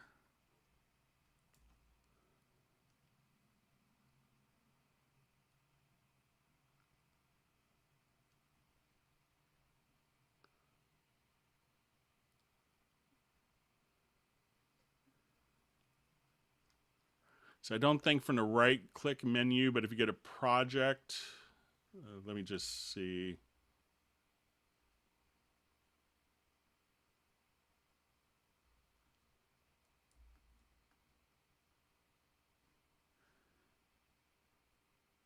Yeah, I don't see it from the right-click menu, but you could just take this and go to convert tracks, and you could just say, you know, multi-channel to mono, and go to town like that. So it's not on a right-click, but you could set up keyboard shortcuts, I believe. So let's go take a quick look.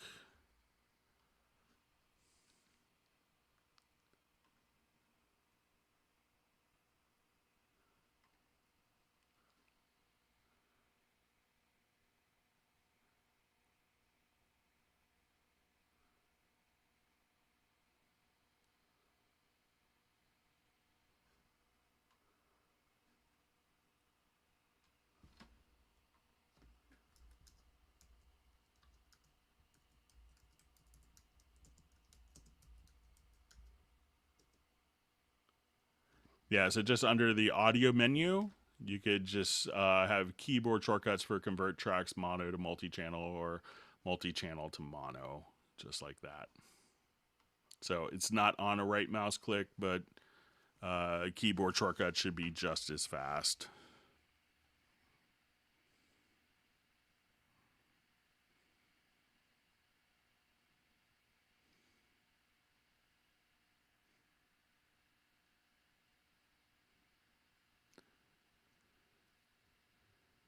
Okay, just reading through different questions.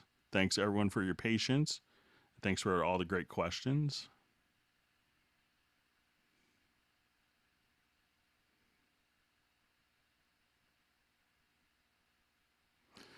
Okay, question: how to change a WAV file to another key but not affect tempo, speed, and without losing quality. So let's say if I have this guitar part here,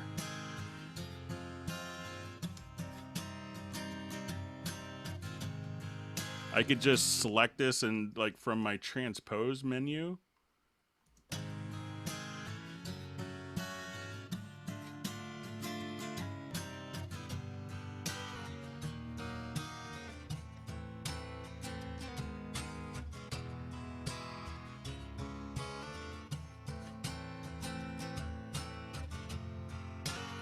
and the tempo is the same, so I'm just changing the pitch. So here's our original key.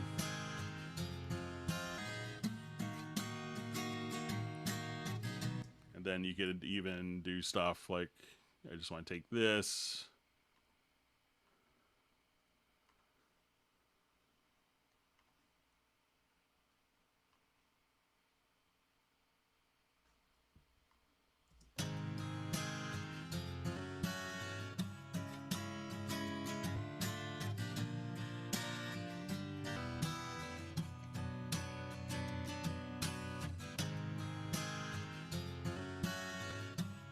So all you have to do is literally, if you want to change the pitch of your audio, you could just transpose it, just select it, and from the transpose line, just come here and transpose to your heart's content.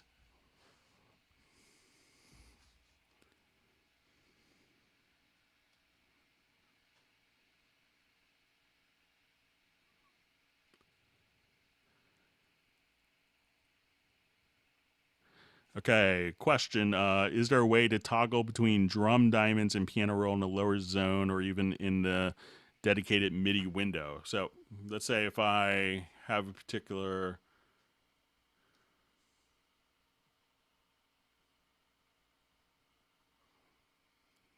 Let's see where I have some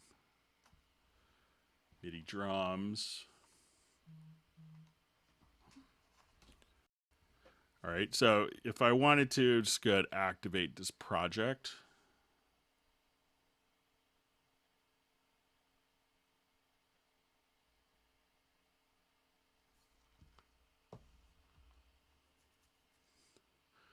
Okay, so if I just double click here, I could see kind of my MIDI parts. So right now I have everything set as like a typical MIDI key editor, but if I just click here, I could switch to be a drum editor. Or if I wanted to look at it in score editor, which probably won't make much sense, but you could choose to look at it as your key editor or drum editor directly there. One thing that could be handy when you're dealing with this in the drum editor is you could also just show sounds with events, and it will kind of filter out everything that doesn't have a sound on it, so you don't need to see empty lanes. So that's really all you have to do is just kind of, you'll see this little drop down menu here, and that'll allow you to switch between a key editor, drum editor, or score editor directly there. And I'll just reread the question, make sure I didn't.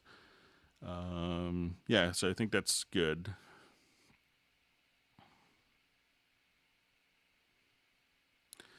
Okay, so a question, is there a way to bounce out an arrangement using the arranger chain without having to flatten the chain in the existing project or creating a new project? I believe that you still have to flatten a chain if you wanted to bounce the selection. So I don't think that's been changed. So I think it still needs to be flattened. But, you know, you could have multiple arranger chains. So it's, you know, shouldn't be a problem. And you could just kind of flatten that very easily.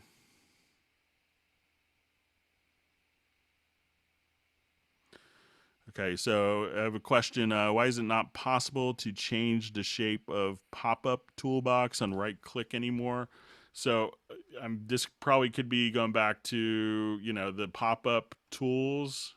You know, we could, you know, I'm not sure, you know, they kind of want it, you know, I think some of these could be, I previously always used kind of the extended toolbox like this. I think that you could... I think they wanted everything to be more of a unified experience with this, so everyone using it could kind of work the same way for new users. But I think maybe the question is referring to maybe how you could have this kind of customized a little bit. But that was kind of one of the design decisions in 10. So I think to make it kind of more consistent overall, but I'll pass that on as a user requested feature. You're going to see some of the developers and planning managers next week. So I'll pass that on.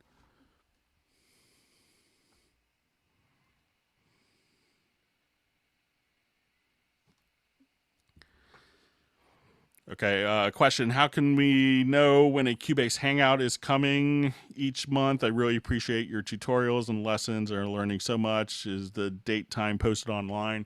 If you subscribe to the channel or to, like, you know, the various Facebook groups for Cubase, we try to post there. I wish I could do kind of like a steady, like, you know, this is the first Tuesday of the month. Unfortunately, I have to do a lot of trade shows. So like within the last month, you know, my schedule has been, you know, spend a week in San Francisco at Game Developers Conference, a week in Las Vegas for NAB, do a Music Tech Expo in Miami, do training in Fort Wayne, Indiana, go to New York, go to Washington, go to Charlotte. So my schedule is pretty busy and kind of evolves. And we try to get 2 Hangouts in a month. We'll probably do one maybe the last day of the month. And sometimes, my schedule changes and I'll get called out to go somewhere unexpectedly. So it's hard to have kind of a definite time. But if you subscribe to the channel, you'll be notified, and they're always going to be streamed. I wish that I could give more regular dates with it.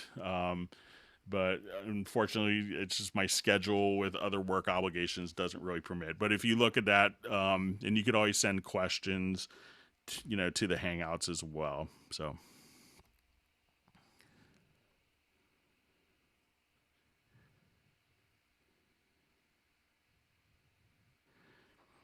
Okay, so we have a question. Hi, Greg. Any way to make slave MIDI clips, for example, one main MIDI clip that does that when edited, the changes occurred?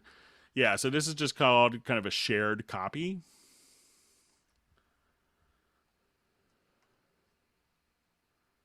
So I'll just kind of come here. So usually you make a copy by holding down Alt, and if I do Shift, so hold down Alt key and then hold down Shift key. I think that'll make my shared copy. And if I come here, let's say I just wanted to delete all these notes in the original part, we'll see that they're all reflected here. So just hold down the Alt key, and then before releasing the left mouse button, press the Shift key. And now any of the changes that you make, these parts will almost be like parasites and will be like a ghost or shared copy. So any changes that you make here in this particular selected will then be reflected directly in the other parts. And when I undo that, you'll see those event data automatically appear, just like that. All right, I'm just going to check.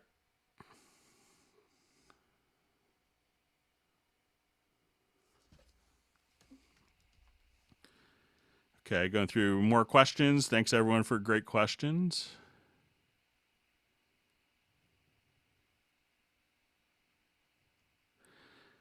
Question, is it possible to add key commands or macros to the right-click menu? Currently it's fixed, but a lot of times when I'm doing macros, I've just, since I'm in the key commands, I make a key command for the macro. But I'll just check to make sure nothing is kind of changed with that. Sometimes I could be wrong.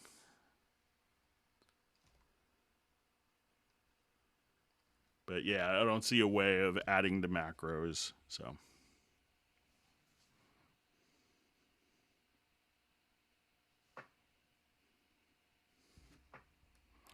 Okay, moving on to next question.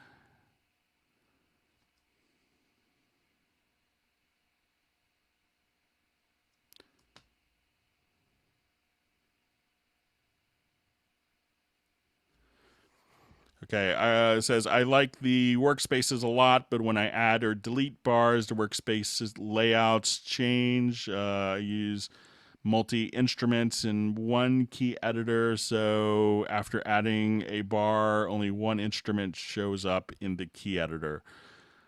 So, sometimes the workspaces, if you're not familiar with that, will allow you to, you could add workspaces, and they could be kind of global or project based. And sometimes they will be kind of, can be affected by components that are taken or added away.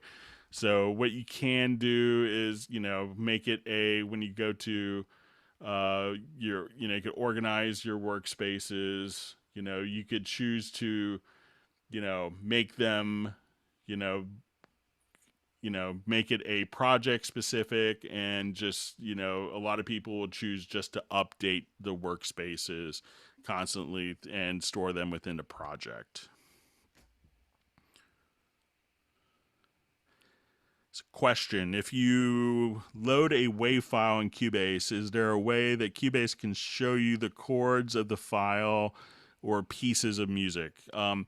Cubase, for the audio detection, is designed for monophonic audio, so we could do it for MIDI information quite easily, and it's obviously easy for every company to do. But sometimes doing it for, to get very accurate results for complex music is still a bit daunting for all the current technology. So we don't really have a way of doing that. I mean, I don't think they want to release something that's not kind of as solid technologically as can be. So there is not a way to currently do that.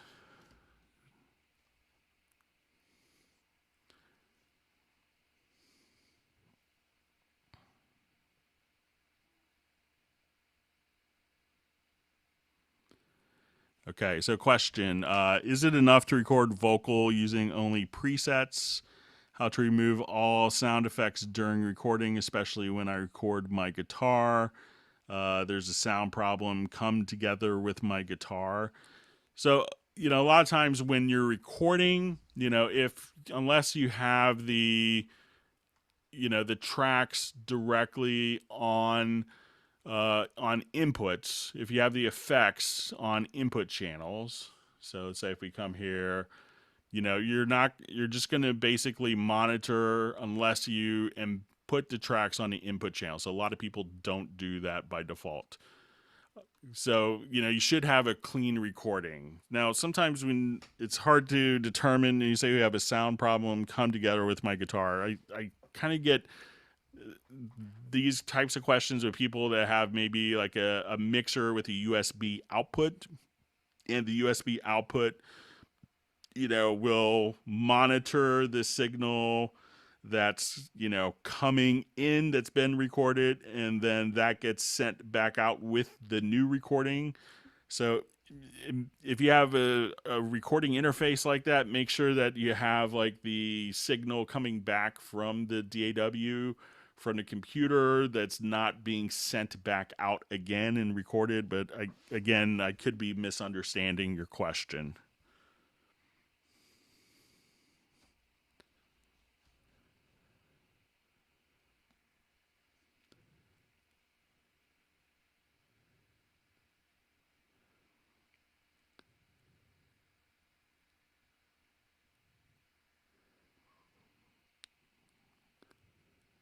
Okay, so just going through some more questions. Good to see Sal on the Hangout.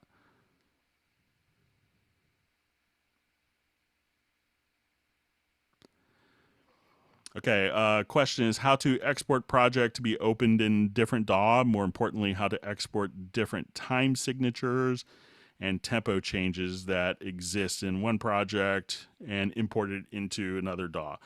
So when we have like a large project here, and let's say we have like a bunch of MIDI and audio, the most surefire way of doing this is just to take particular tracks, and when you go to your export audio mixdown, you want to say channels to export. You could export multiple channels and take all your group channels, effects channels, instruments, audio, VST instruments, and this will make equal length audio files for all of your virtual instruments, your external instruments that you have routed, as well as all of your audio tracks, effects, and groups.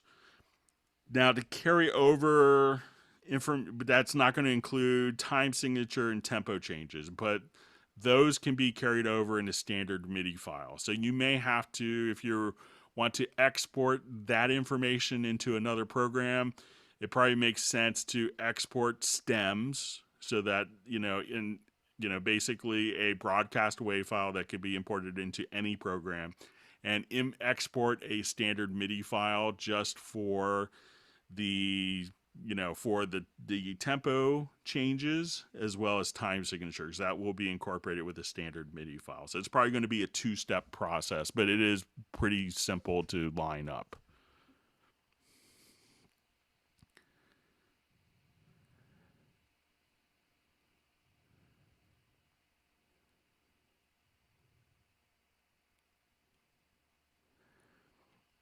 Question: is it possible to render MIDI clip by dropping it to audio track like in Pro Tools? No, but what you could do is one easy way of rendering a quick MIDI clip. If you wanted to do that, let's say if I want to take this, I could create a sampler track and drag and drop.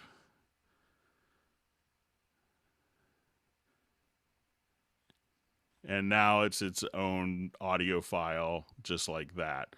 So, or you could just, one click and just like we've shown previously, just do a quick render in place, and there's lots of settings like that. So, and that gives you a little more flexibility. And then at this point, you could think so that's a quick way of rendering it. And when you do this, it's gonna go to your pool window and it will show up as under your sampler track, just like that. So.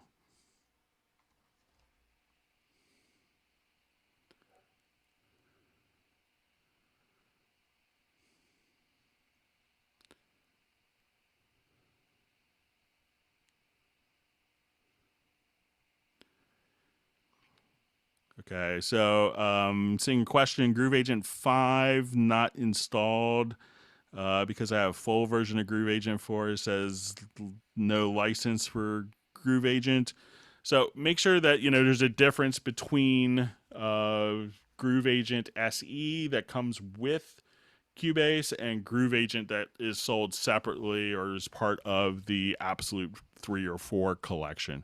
So if you have Groove Agent SE5, that doesn't necessarily give you the license to, to the full version of Groove Agent 5, which has more capabilities.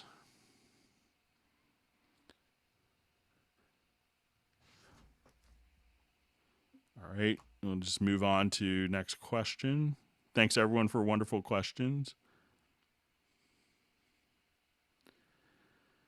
So question, can you run Nectar 2 and Cubase 10? I can't on 9.5. I don't think there's any problems running Nectar. I think I have a lot of friends that run Nectar in Cubase 9.5. Make sure that you have the VST3 version and that you're running the 64-bit versions. A lot of programs will install, multiple formats, and then it could get flagged if it's seeing a VST2 32-bit plugin, but it should be working fine if you have the VST3 and 64-bit. And you may have to manually go in and just kind of erase the VST2 for depending how the program installers are written.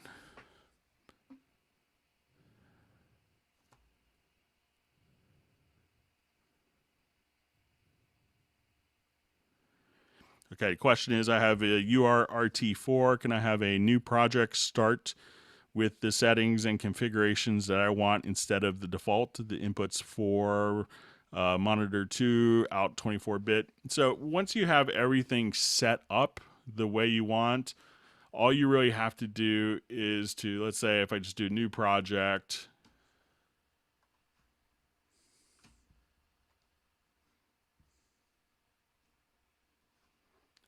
and we'll just open this up again real quick. Sorry about that.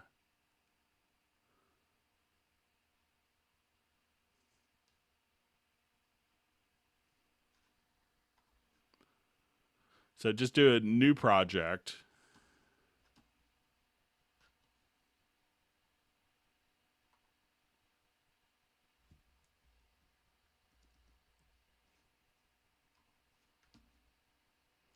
Sorry about that. Let me just.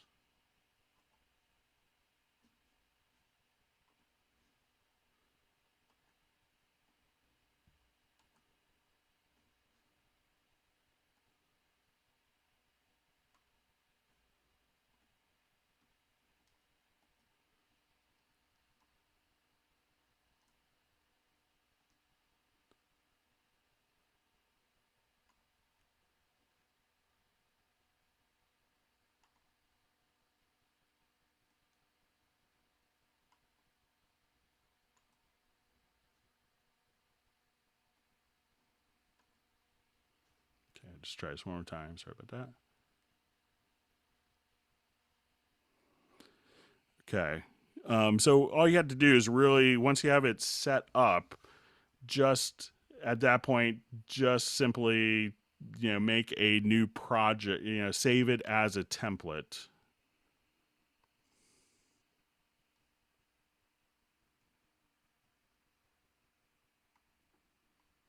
I'll just see if I get.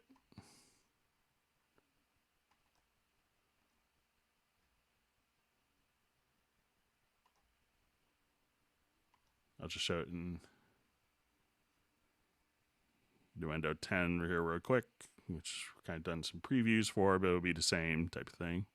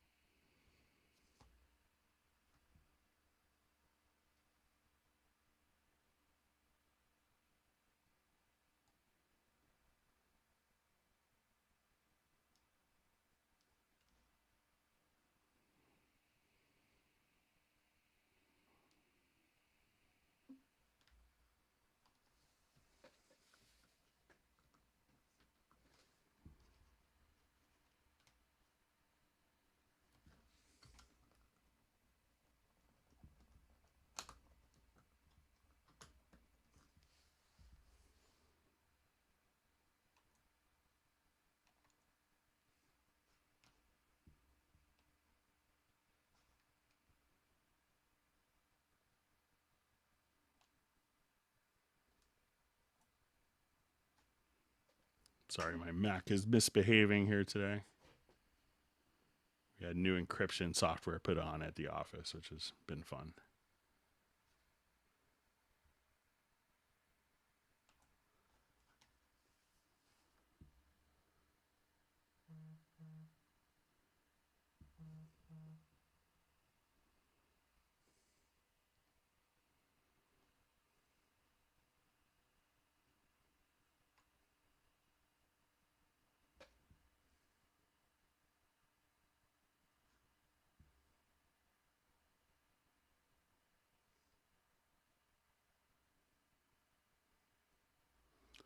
Just gonna check my e-licenser real quick. Hang on.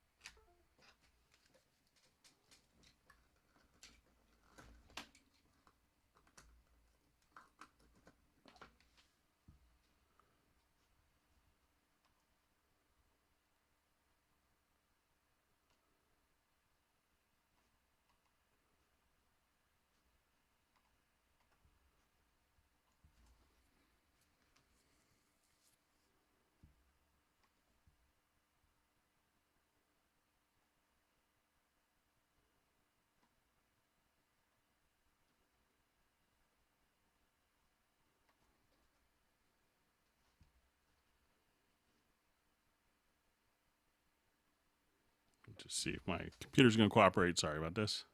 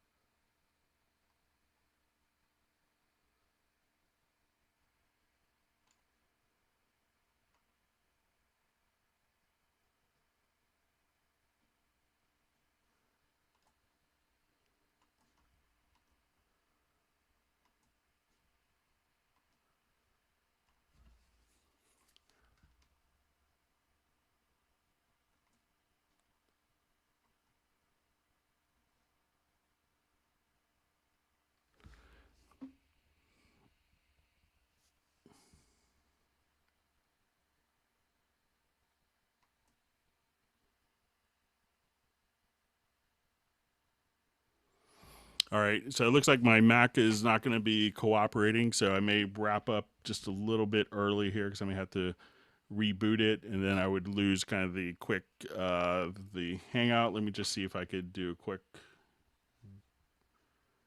reinstall here real quick. I'll try one more thing.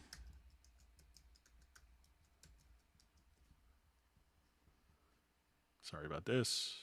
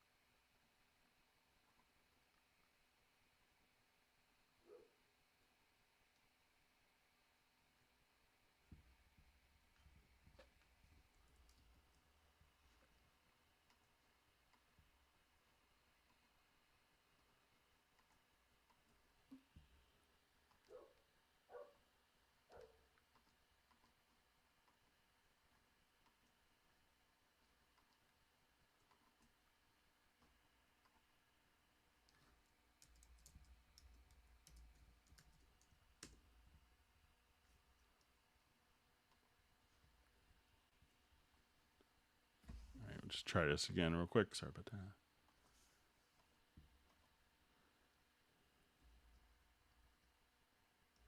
All right, so it looks like my Mac is not going to cooperate, so I'll just go ahead and we'll wrap up the Hangout here because I'm going to have to restart it, I think, to get it to cooperate.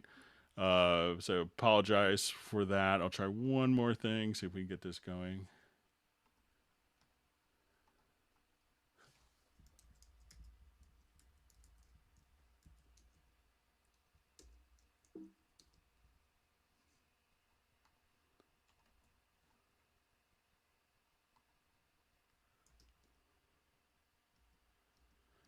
Yeah, so with that, I'm going to go ahead and wrap up. So because I'm going to lose connection when I reboot. Sorry for the early departure, but if you guys have any questions, you can leave them in the comments, and we'll be starting. We've gone, I think, about 2 hours and 20 minutes, or about 2.5 hours. So apologize for my Mac misbehaving. But we'll see you guys next time, and I hope everyone's learned a couple tips or tricks, and we'll talk to you soon. Take care.